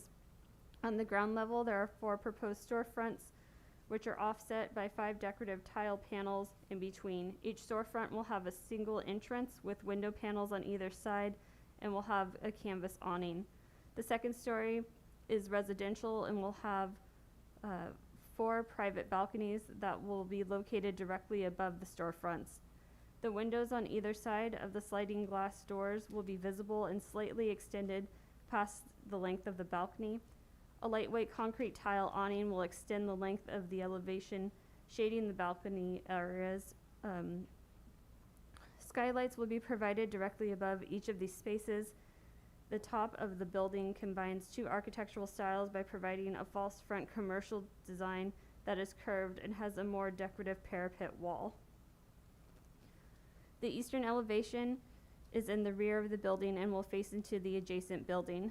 Looking at the elevation from left to right, the rear ground level will have an exterior staircase to the south and an adjacent door to the electrical room. The living room window and bedroom window to unit 111, the accessible one-bedroom apartment. To the right of that will be two double doors that will access the exterior storage closet for the apartment. The storage closet for 111 is recessed into room 110, a retail office space which has an entrance adjacent to the storage closets and overlooks the residential courtyard. Next is the door to the office that will be for private lease. The door next to the northern boundary of the property will access the interior staircase, laundry room, and water heater closet. The northern elevation of the building will face Briggs Alley. This elevation has an entrance to Retail Suite 101 and the entrance to the residential portion of the mixed-use building. The entrance to the mixed-use building contains a pathway that sets this building back at a minimum of 5 feet up to 10 from the building to the east.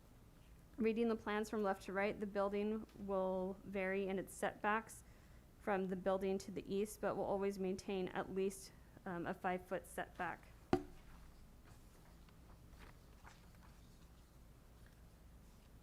In between the two buildings, sorry, let me see if it's on the next slide. There you go. In between the two buildings is a gate proposed within stucco finished walls with Spanish-style awnings. This gateway is the only entrance and egress point for individuals entering and leaving the residential and office spaces. Towards the rear of the building, on the ground level, will be a double door that accesses the utility room. To the right of that will be a set of doors that will open into the refuge areas for that is recessed into the building. A double door will access the recycling bins. A single-story door will be for the organic bins, and another set of double doors will access the garbage. Lighting has been provided on either side of these doors. Towards the northwestern corner, the front of the building will be a large panel window which looks into Suite 101.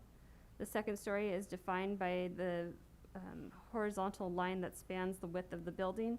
On the second level of the northern elevation is the private balcony for Unit 101. To the right will be two sets of small sliding glass windows for bedroom 2 in Unit 201 and for bedroom 2 for Unit 202. There is no southern elevation, as you can see per the slide. The mixed-use building is located within the downtown mixed-use zoning district and is a zero lot line property, which means the structure may come up to or build on the subject property's boundary line. A conditional use permit for a planned unit development is being requested by the applicant. This type of entitlement allows for development to have some flexibility within the general development and site layout standards while protecting the integrity and character of the residential areas of the city. It also encourages innovation and the development of affordable housing or housing that is more affordable compared to the standard market rate single-family homes and ensures consistency with the general plan. The applicant is requesting a variation in the private and common open spaces requirements of the Hollister Municipal Code 17.04040 residential open space requirements D3 sections A through B, which states that the downtown mixed-use open space required for multifamily development should total in 500 square feet by combining private and common open space. Private open space for multifamily developments requires that at a minimum 250 square feet be provided at the ground level units And if it is on a second story, that there is a minimum of 64 square feet in the form of a balcony. For the private open space for this project, for the residential units on the second floor, the unit's proposed private space meets and exceeds the requirements of Hollister Municipal Code 17.040404 AA. Unit 201, a two-bedroom apartment towards the northeastern portion of the building, is proposing a 75 square foot balcony, which meets the minimum requirement of the 64 square foot balcony space. And for unit 202, a two-bedroom apartment which has two balcony spaces, one which again is 107 square feet, and another that is 106 square feet. For 202, unit 202, it has a combined total of 213 square feet of private open space. Unit 203, a studio apartment, will have a 106 square foot private balcony, which exceeds the requirement as well. Unit 204, a one-bedroom apartment, will have a private balcony of 170 square feet, which exceeds the requirement. However, Unit 111, the accessible one-bedroom apartment that's on the ground level, is proposed at 120 square feet for its private yard. This falls short by 130 square feet of meeting the minimum requirement of 250 square feet for the ground level units. In total, the project is proposing 621 square feet of private open space. Common open space is referred to as a central and contiguous area that is improved for passive or active open spaces with a plan for encouraging community interaction. Common open space may include things such as recreational facilities such as a gym, an indoor pool, or a rooftop garden. It must be accessible to all multifamily residents in the development, and it also must be screened where practical from public view. In addition, the landscaping and walkways for buildings and parking areas do not count as open space. Per section 17.040040.3D, common open space is calculated as the remainder of the 500 square foot minus the provided private open space. As you'll see on the screen, there's been a table that's been provided to reference the unit number, the amount of private space required, and the amount of private open space, as well as the common open space remainder that is required.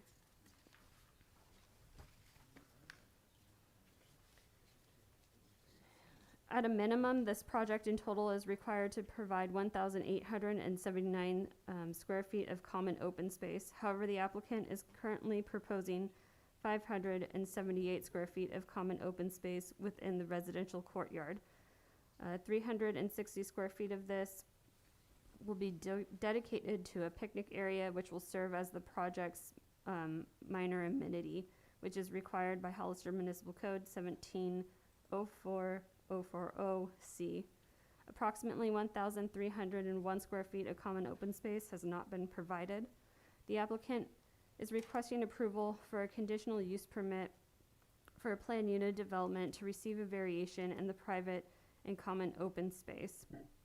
The applicant has stated that their project is confined by the downtown mixed-use density requirement, which allows for a residential density of 25 to 45 units per net acre, which equates to about 4 to 6 multifamily units.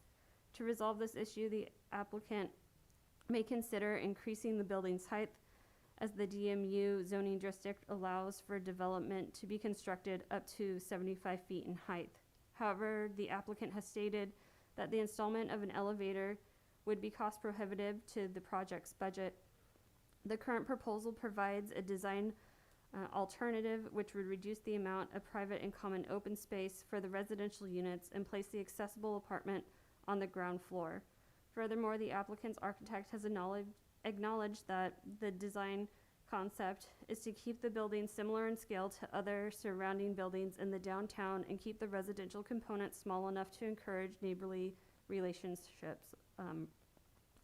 Lastly, the architect has stated that by reducing or eliminating any potential retail space to accommodate for private and common open space for residential defines reason as the retail component of the project should keep in character with the existing zero lot line storefronts in the downtown, which encourages pedestrian-friendly retail.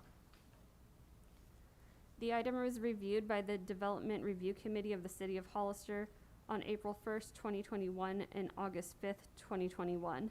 The City of Hollister is currently in the process of updating its general plan and working concurrently on zoning amendments to the downtown zoning district. These amendments would focus on updating development standards for the downtown and would increase the density from 35 to 125 units per acre. The applicant was presented with the opportunity to revise their project to reflect a higher density, which would allow for 5 to 18 units. At this time, the applicant has declined. While staff is sympathetic to the applicant's request, we also acknowledge that there's been a resurgence in the downtown and an increased housing demand for apartment units. The project does meet the density or minimum density requirements. However, staff believes that the project should not deviate from the requirements for private and common open space. And a design alternative could be proposed that accommodates the private and common open space as the downtown mixed-use district allows for structures to be built up to 175 feet. In addition, common open space, again, may include such things as residential or recreational facilities such as gyms, indoor pools, and rooftop gardens. The Development Review Committee has expressed concern regarding the privacy and safety of the accessible apartment on the ground level and has also expressed concern regarding the leased office that would be accessible only through the residential area. Both the Hollister Municipal Code Section 17.18.10 D1 and the Downtown Commercial and Mixed-Use portion of the 2005 and 2023 General Plan encourage ground floor retail and residential uses on upper levels. Should the Commission choose to approve the conditional use permit for a planned unit development for a variation in private and common open space, staff would at a minimum recommend conditioning the project to convert the leasable office space into common open space by providing a gym or a recreation room. In addition, over the past several years, we've heard concerns from citizens about reducing urban sprawl into our agricultural and open spaces. One way to reduce such impacts is to increase development densities and encourage projects to build up to their maximum allowable heights. This project is proposing landscape in the rear of their building. As you can see on the screen, there's a walkway and a courtyard. There will be a picnic area within this space. I'll point to it on the screen just so you guys can see it. It'll incorporate Spanish-style pavers throughout the area and will include several different planter boxes along the way and 2 larger planter beds as well. The parking for this area, this project is proposed within the downtown mixed use area, which is a part of the downtown parking assessment district, meaning that this project will not be required to provide parking and also will not be required to provide any bicycle parking. This is just a colored rendering so you guys can see what it would look like in color. And with that, staff recommends that the Planning Commission review the applicant's request and receive all oral and written testimony regarding the proposal and making the following motions. 1, to adopt a resolution approving Site and Architectural Review 2020 14 with the amendment to condition 52 as described. And just to go back to the previous slide, this is a similar condition that Ms. Kelly brought up in regards to the backflow prevention device. Again, it was brought to our attention that the language needed to be changed to include if required by city standard, so that has been added as well. And then 2, a resolution approving conditional use permit 2021-4 for a planned unit development subject to the findings and conditions contained in the draft resolution. Staff has also presented the option to deny the request for the site and architectural and conditional use permit as well. Are there any questions for staff?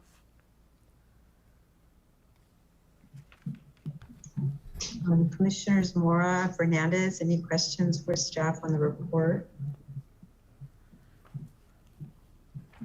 So, previously, this building, correct me if I'm wrong, previously had 4 commercial units, correct? That's correct. And then now they're proposing 5 with, is it So 5 They're apartments? or proposing 4 retail spaces and then 5 residential units. One will be a ground level, and then the other 4 will be on the 2nd story. With an office space, correct?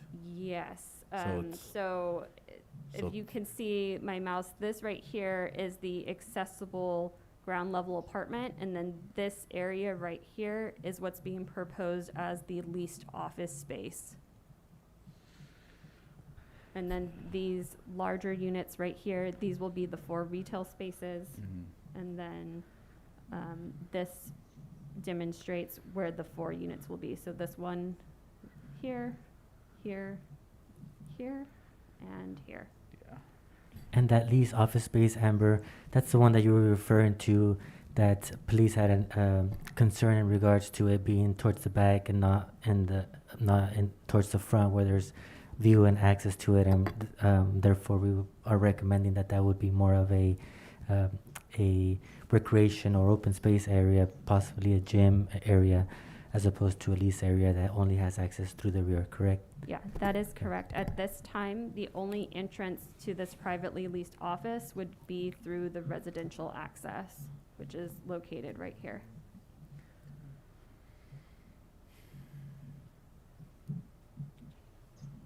So Commissioner Mora or Fernandez, any questions? Any other questions? No. Okay. I do have a question about that proposal to change the design to make that lease space common space. I mean, I kind of think that's a good idea, but I'd like to hear more about what would that entail.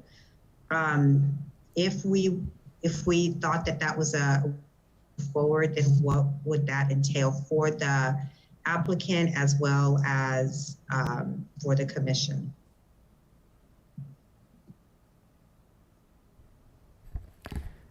Vice Chairperson Stevens, is that a question for staff in regards to what we will see? Yes, like what would the applicant have to do? Would they just have to present a different design plan? And then what would we have to do as a commission? Would that mean that we would postpone the vote, or we would? So I'm just asking, like, I guess more logistical stuff, like how would we proceed forward as a commission if we wanted that to happen, as well as what would the applicant have to do if that was what our expectation was? Thank you, Chairperson Stevens. So in our Hollister Municipal Code, it indicates that the proposal can have a minor amenity, and the amenity can be in the form of for example, a gym, a rec room, computer room, and so we typically allow the applicant to propose that to staff, and then staff, would generally either agree with them or make other suggestions. In this case, because we discussed this when we saw that it was going to be a lease office, and then the Development Review Committee or DRC took a look at it, and specifically the police department had their concerns. we felt that it can be then, instead of a lease office, it can be more of a either a like a gym, an area where you could put some treadmills or some weight equipment for the applicant, for the people that are living in the area that would have access to that courtyard area. And so that can basically be a recommendation from the Planning Commission to include a similar use. Of course, we would always want to make sure to hear from the applicant as well to see their point. But in our review, in staff's review, it was that it should be converted to more of a common use, like a gym. And in our for it to move forward, we don't necessarily have to bring it back. We can just make that as a condition that office lease area, instead of being a lease area, be more of a common open space. And if you want to see specifically a gym or something else, a computer room, you can make that recommendation, or you can indicate that they work with staff to provide something there that meets a minor requirement. Okay, good. Okay, good. Thanks for answering that question. Sure, you're welcome. Can I just clarify one thing real fast, just so that the commission knows that right now the applicant is meeting the minor amenity. We consider a picnic area being a minor amenity, so if there was discussion further about converting this space, it would be essentially an extra thing that the applicant would be providing. But Amber, that would make that common area so that the request to approve a smaller. That's correct. If it was converted to a recreation room, for example, or a gym, those would be acceptable and could count towards the common open space. Commissioner Stevens, it's kind of cutting out in your end, but I think Amber did catch what you were trying to indicate. So instead of the 1,301 square foot that would be required for common open space, it would be less than 1,301 with that's being converted. I'm not sure if you're able to hear us, Commissioner Stevens. Paul, do you think that she may have to log off and log back in? Yes, it seems that's what's gonna. Okay, I think she did that. Great. Hopefully she can log back in.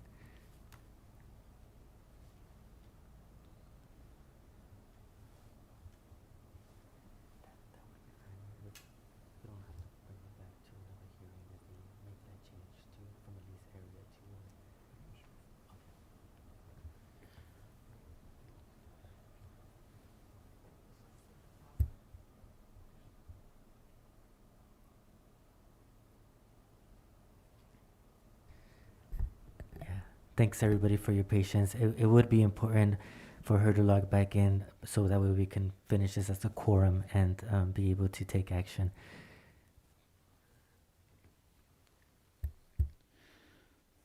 Well, while we're waiting, is anybody looking forward to the start of the NFL season? And that's a nice segment. Hey man, this is always my favorite time of year. I like baseball too, and I'm glad our two local teams are doing excellent. Something about football. Oh, there she is. She's back. I apologize for that. Somehow I lost my connection, and it took me a little bit to get back on. Not sure what happened. But anyway, I'm not sure whether my question was answered about whether or not that change of that one office space would then change the square footage of the common area. Yes, it would. Okay. Recreation space or a gym space is considered as common open space, so it could contribute to that square footage amount. Okay. Okay, so should we, any other questions from the commissioners, or should we go to public comments and then have further discussion later? I think we're fine. We could open up for public comment. Okay, let's open up public forum now.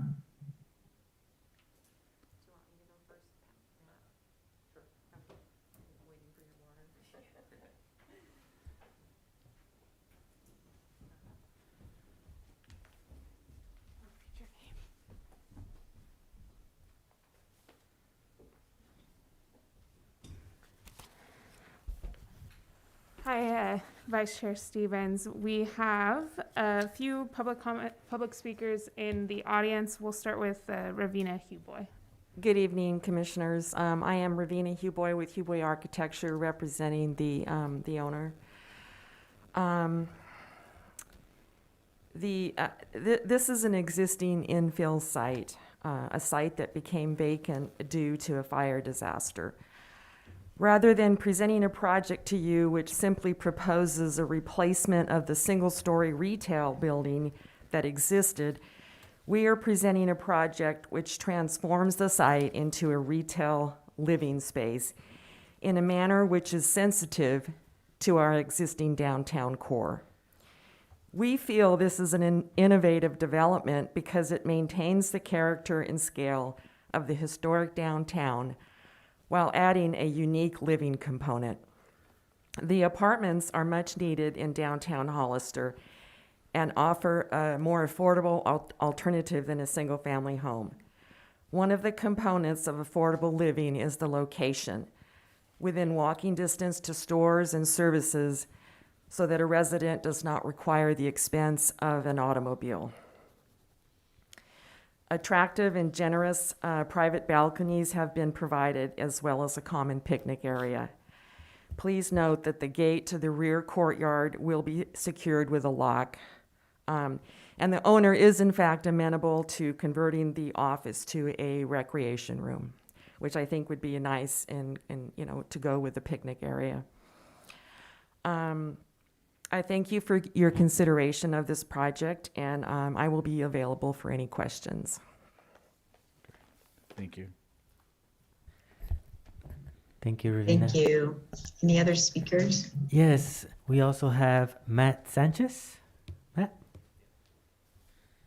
Hello, Commissioners. I'm Matt Sanchez. I'm the property owner. It's my dad. He was the property owner before the fire, and ever since the fire, we're kind of doing it together now. So this design came about because we're not developers. I'm not a developer. This kind of just fell, how the cards fell. And the hardest part about this project for us so far has been getting the financing to rebuild, because construction loans are really hard to come by. Banks don't like to lend construction loans, so we were trying to keep costs down as much as we could. I'd love to have an elevator and a rooftop garden, because I think that'd be really good for downtown and the site, but those come with a lot of costs, and we're already running into, financing issues. So that's why, we can't really build up. It's because we're worried if we have to build up or put an elevator or more of those amenities, that we might have to sell it to an outside developer.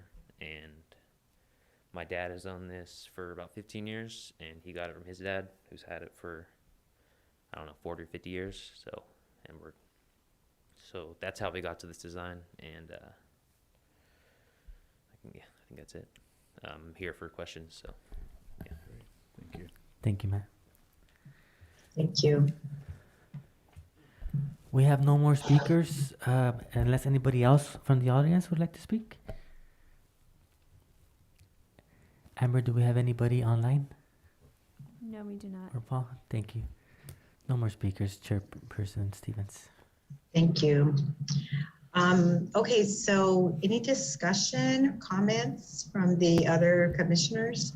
Just the technicality, you need a closed public comment. Oh, thank you for that. Yes, let's close public comment. At 8:06. Thank you. Thank you.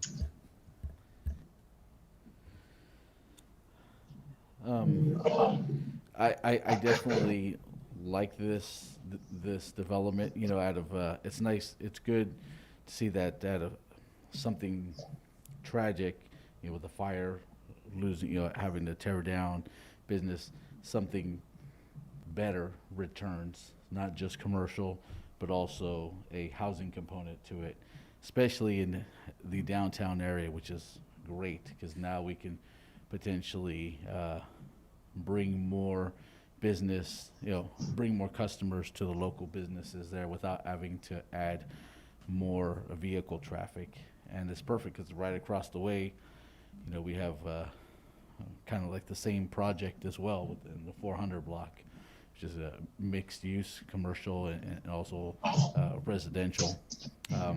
But like Commissioner Stevens pointed out, and I'm glad that the applicant is willing to change the office space to common use facility.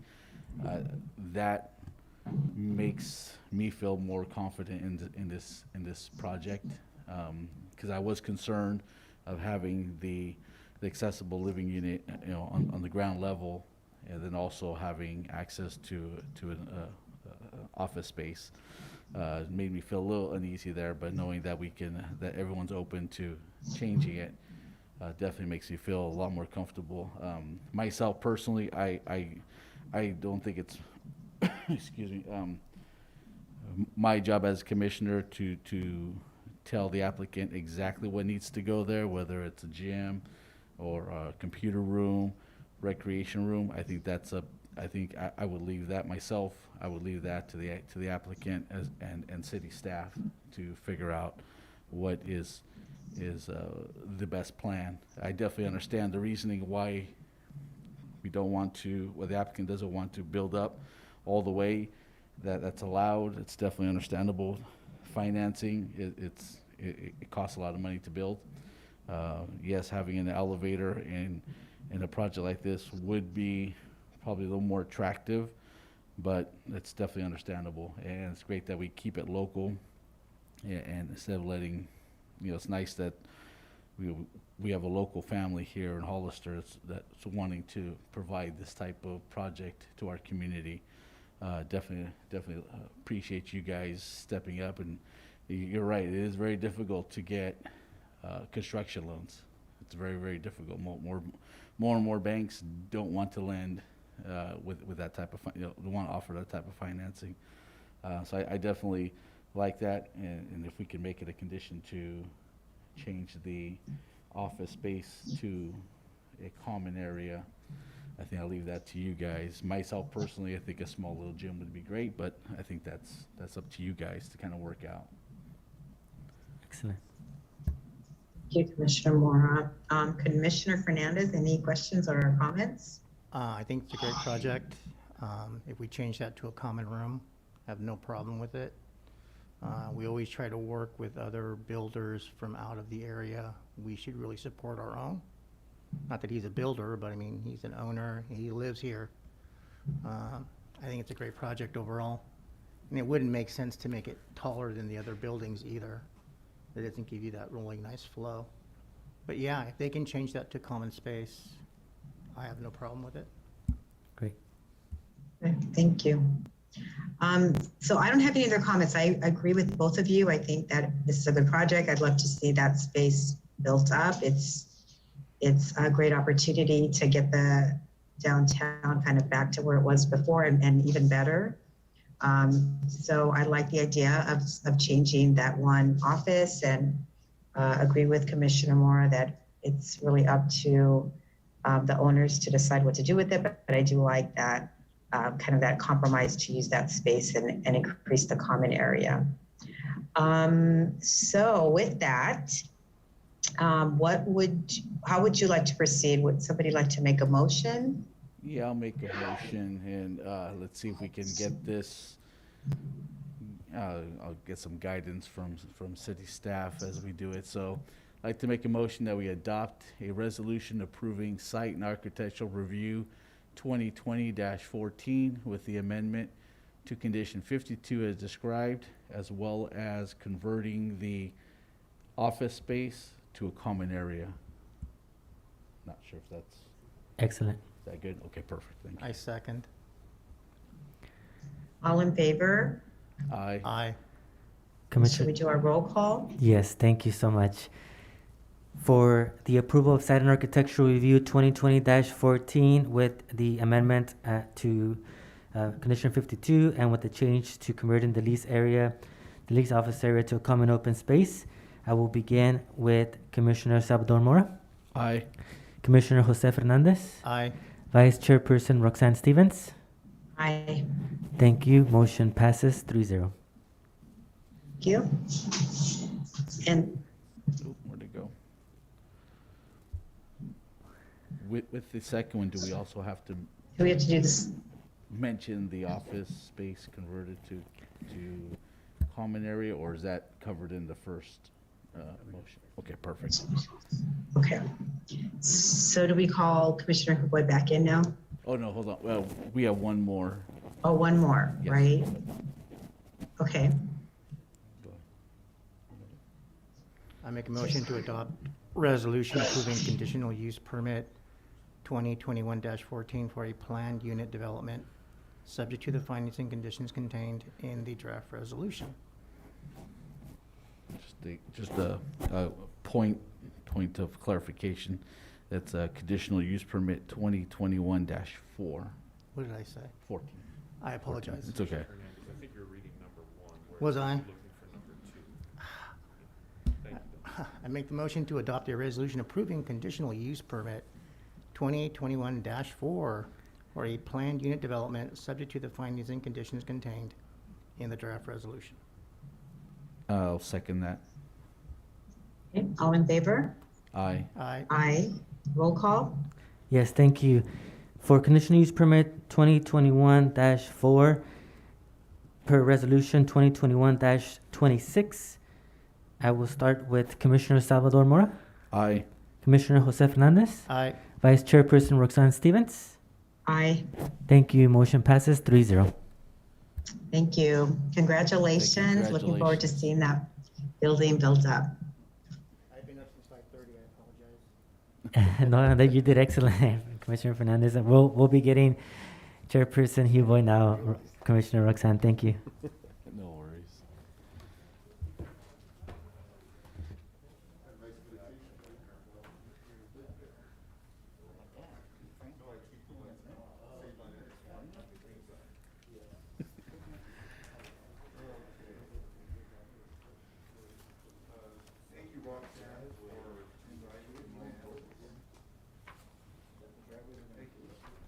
Thank you, Roxanne, for presiding in my absence. Thank you very much.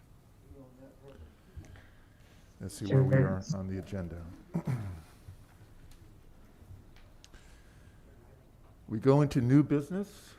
There is no new business, Commissioner Huboy? Or Chairperson Huboy, I'm sorry. I have, I did make a note, just wanted to run this. I think, in fact, Roxanne, I think you mentioned this at a previous Planning Commission meeting, that I believe there was a request to put this on the agenda, these ex parte, am I pronouncing it right? Ex parte communications that we receive as planning commissioners outside the quasi-judicial process from developers or applicants, one-sided emails, or they want to meet with us prior to public hearings. I'd like to see if we can put that on the agenda for our next Planning Commission meeting so we can have a discussion regarding it.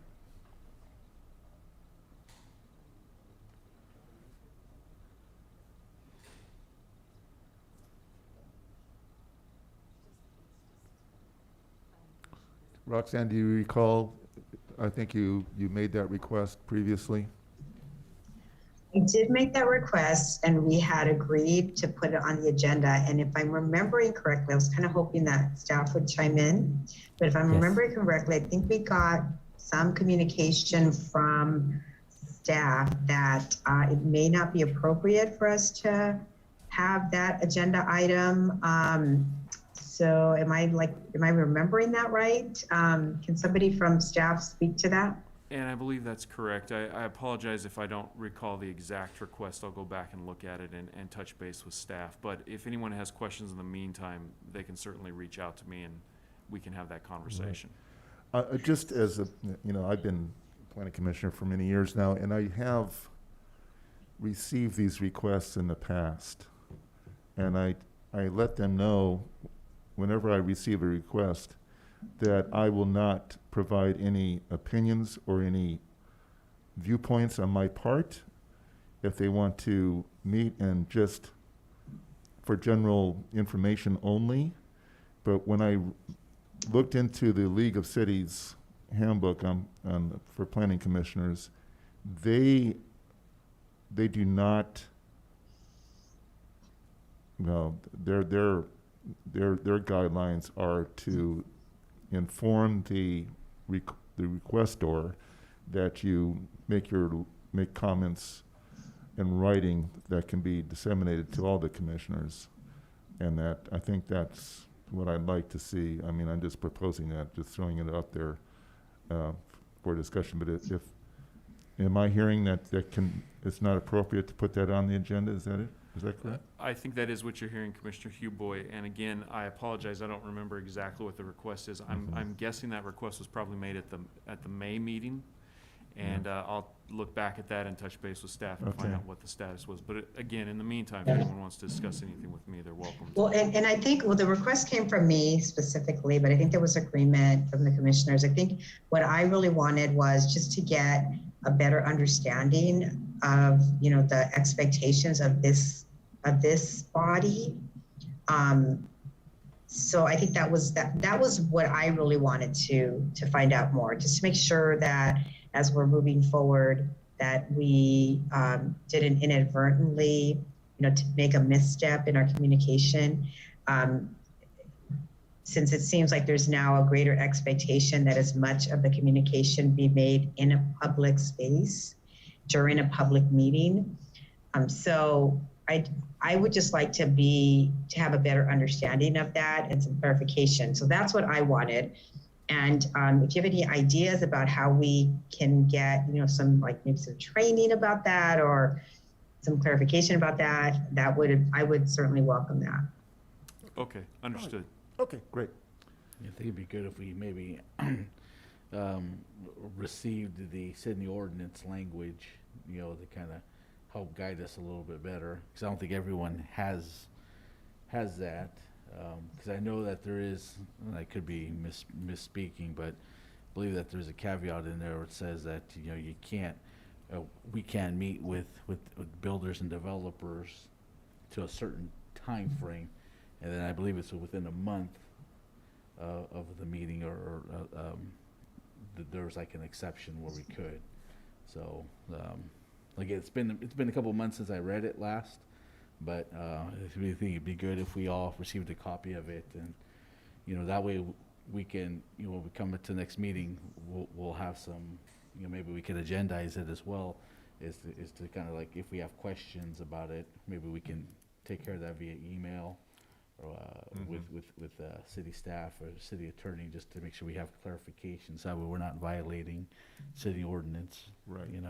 All right, I can't commit that it would be appropriate for agendizing for a public meeting, but again, anyone can certainly ask me questions, and if I think I understand the documents that you're referring to, Commissioner Moore, and certainly we could provide you with documents then. Gotcha, perfect. So I think that's a good idea. I mean, I think if we kind of agree that maybe we just get the document, we all get it like in a group email, and then if we each individually have a question, then we can just put it out there in that email to get some clarification. I'm thinking that should be okay. If we did that, if we just wanted to clarify some of the things in there and do it as a group, that sound like it would be okay to do that? We could certainly provide the documents to you that I think you're referring to, but we cannot have any group emails between all of us outside of an agendized meeting, because that would be so individual then. It sounds like we have to do it individually. Okay. Okay. Any old business? No old business at this time, Chairperson Huboy. No business. Planning department reports? We do have a planning department report. We would like to congratulate twofold a member of our team. We want to congratulate Assistant Planner Arely Perez. One, because she recently became a mother. She actually did recently become a planner not too long ago, and she's done great with our department. She recently became a first-time mother. And that's just awesome. Congrats. Yeah, and yes. And secondfold, she started with the city of Hollister around March of 2020, about a little bit over a year ago. And her first day, we were really excited. She did really good in the interview, and perfectly bilingual, has helped tremendously. First day comes along, and then we get the order for the shelter in place order. So then a lot of staff had to work from home, and she did tremendously great. Going over all of our city's policies and requirements, projects, and has helped us tremendously with site and architectural reviews, tentative maps, accessory dwelling units. She's been great in our development review committees and our planning commissions as well, our general plan advisory committee and city council. And she's done tremendous. She's done zoning ordinances just in her little bit over a year being here in the city of Hollister. And so the second congratulations would be that for her, not necessarily for us, because she is going to be leaving us.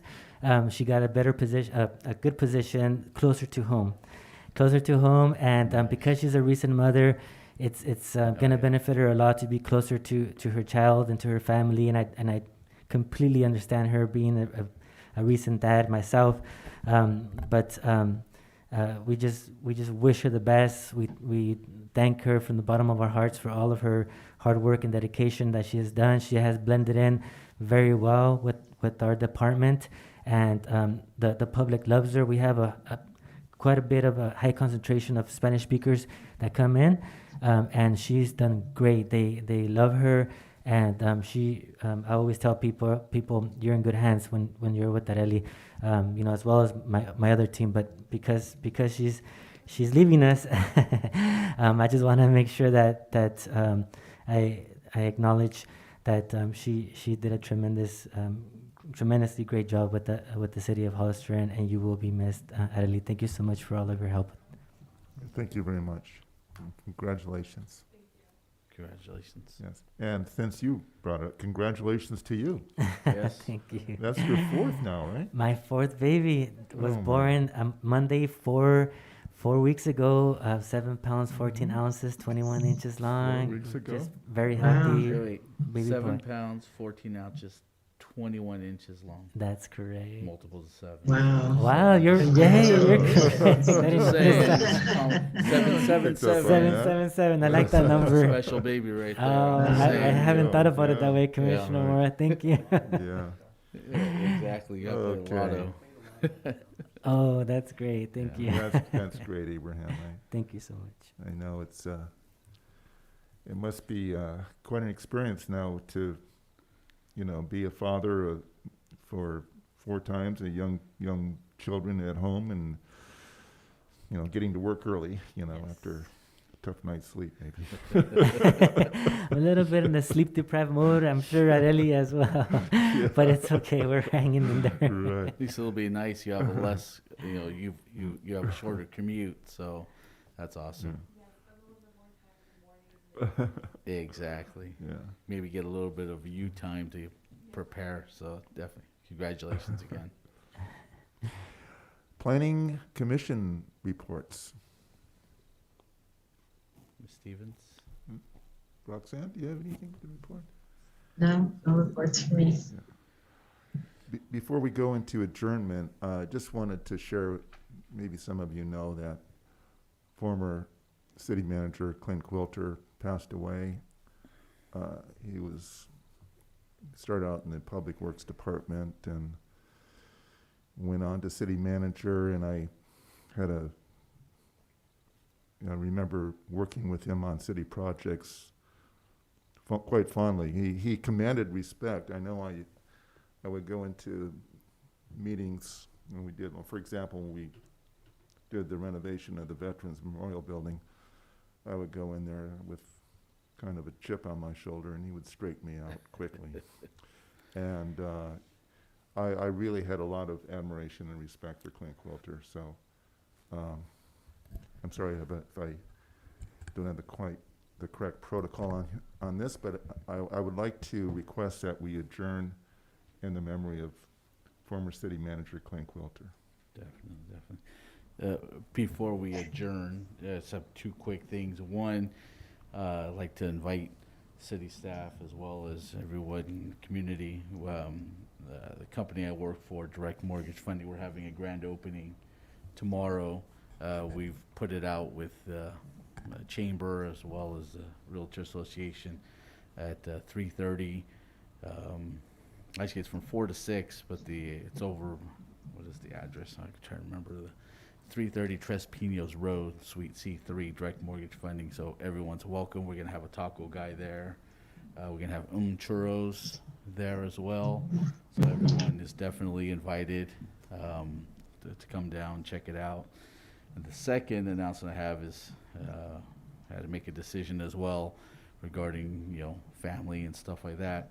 But I had to make a decision that even though I work in the city still, this can be my last meeting as a planning commissioner. I have to step down. My family has moved to Roseville. I've been splitting my time back and forth between Roseville and Hollister. Thought I could do it for another year so my stepson can graduate from the high school here. It's a senior year. And after about 2 months of going back and forth, we finally decided that it's not going to work. It's just way too much. So we transferred him. I still have business here, so I'm back and forth. But we sold our house. We're living in Roseville. We're waiting for our new house to be built next year in Lincoln. But so yeah, I mean, I definitely appreciate my time here. I wish it was longer, but I know our planning department is in great hands, and our planning commissioners. You guys do an excellent job, and I wish you guys the best. And I won't say goodbye forever because we still have property here, so it could be just so long for now, and maybe we'll see you down the road. So, and thank you guys for everything you guys do. City staff, you guys do a wonderful job. Want you guys to know that you guys are appreciated, and wish you guys the best, and we're lucky to have you guys. Thank you, Commissioner Mora. And thank you, Mr. Uboy, for your guidance. Oh, thank you, Sal. I mean, you just kind of came in as planning commissioner and really started feeling the reins very quickly and very insightful. We really appreciate your tenure as a planning commissioner. And best of luck to you. And it's eventually you're going to be living in Lincoln? Lincoln, yes. Uh-huh. Yeah, I never even heard of the city before, but my wife, she's working in Roseville now. Mm-hmm. She was working in Hollister, but she's the one that takes care of, provides for everybody, and we switch roles. And then she said, "Wait, do we go or no?" I said, "Well, wherever you go, the family will follow." So. So it's a little sooner than we expected. We expected to do it next year, but I'm not as young as I used to be. Being in the car used to be a fun adventure. Now it's a dreadful adventure. So finally I said, you know what, we can't do it. So my son and I are moving back with everybody. Well, best of luck in your future endeavors there in Lincoln, and I wish you all the luck with the construction of your new house there, and yeah, and you and your family, and appreciate all your good work here. Great, thank you very much. Best of luck, Commissioner Mora. Thank you very much, Commissioner Stevens. And we have a son that lives near there, and it's beautiful. So I think you're going to love it up there. He doesn't live right in Lincoln, but it's near, so it's pretty nice there. I think you'll love it. Best of luck. Yeah, the time I spent there, it's so hot. It's so hot. That's the only thing. The Hollister hot heat is not the same as Roseville heat. At least we have the nice breeze over there. The times I am there, usually here it gets warm like early afternoon, then it cools down. Well, over there, the later it gets, the hotter it gets. So I'm not used to that. So that's the only thing. But thank goodness for air conditioning, because after a certain heat, I stay indoors the whole time. Thank you. Okay, thank you, Sal. Okay, so I entertain a motion for adjournment. I make in memory of former city manager Clint Quilter. Second. I have a motion and a second. All in favor say aye. Aye. Aye. And I don't think we need a roll call on that. No, you don't. Thank you. Okay, we'll see you. Thanks for coming. Good night, everyone. Good night. Bye-bye. Thank you. Good night, Commissioner Stevens.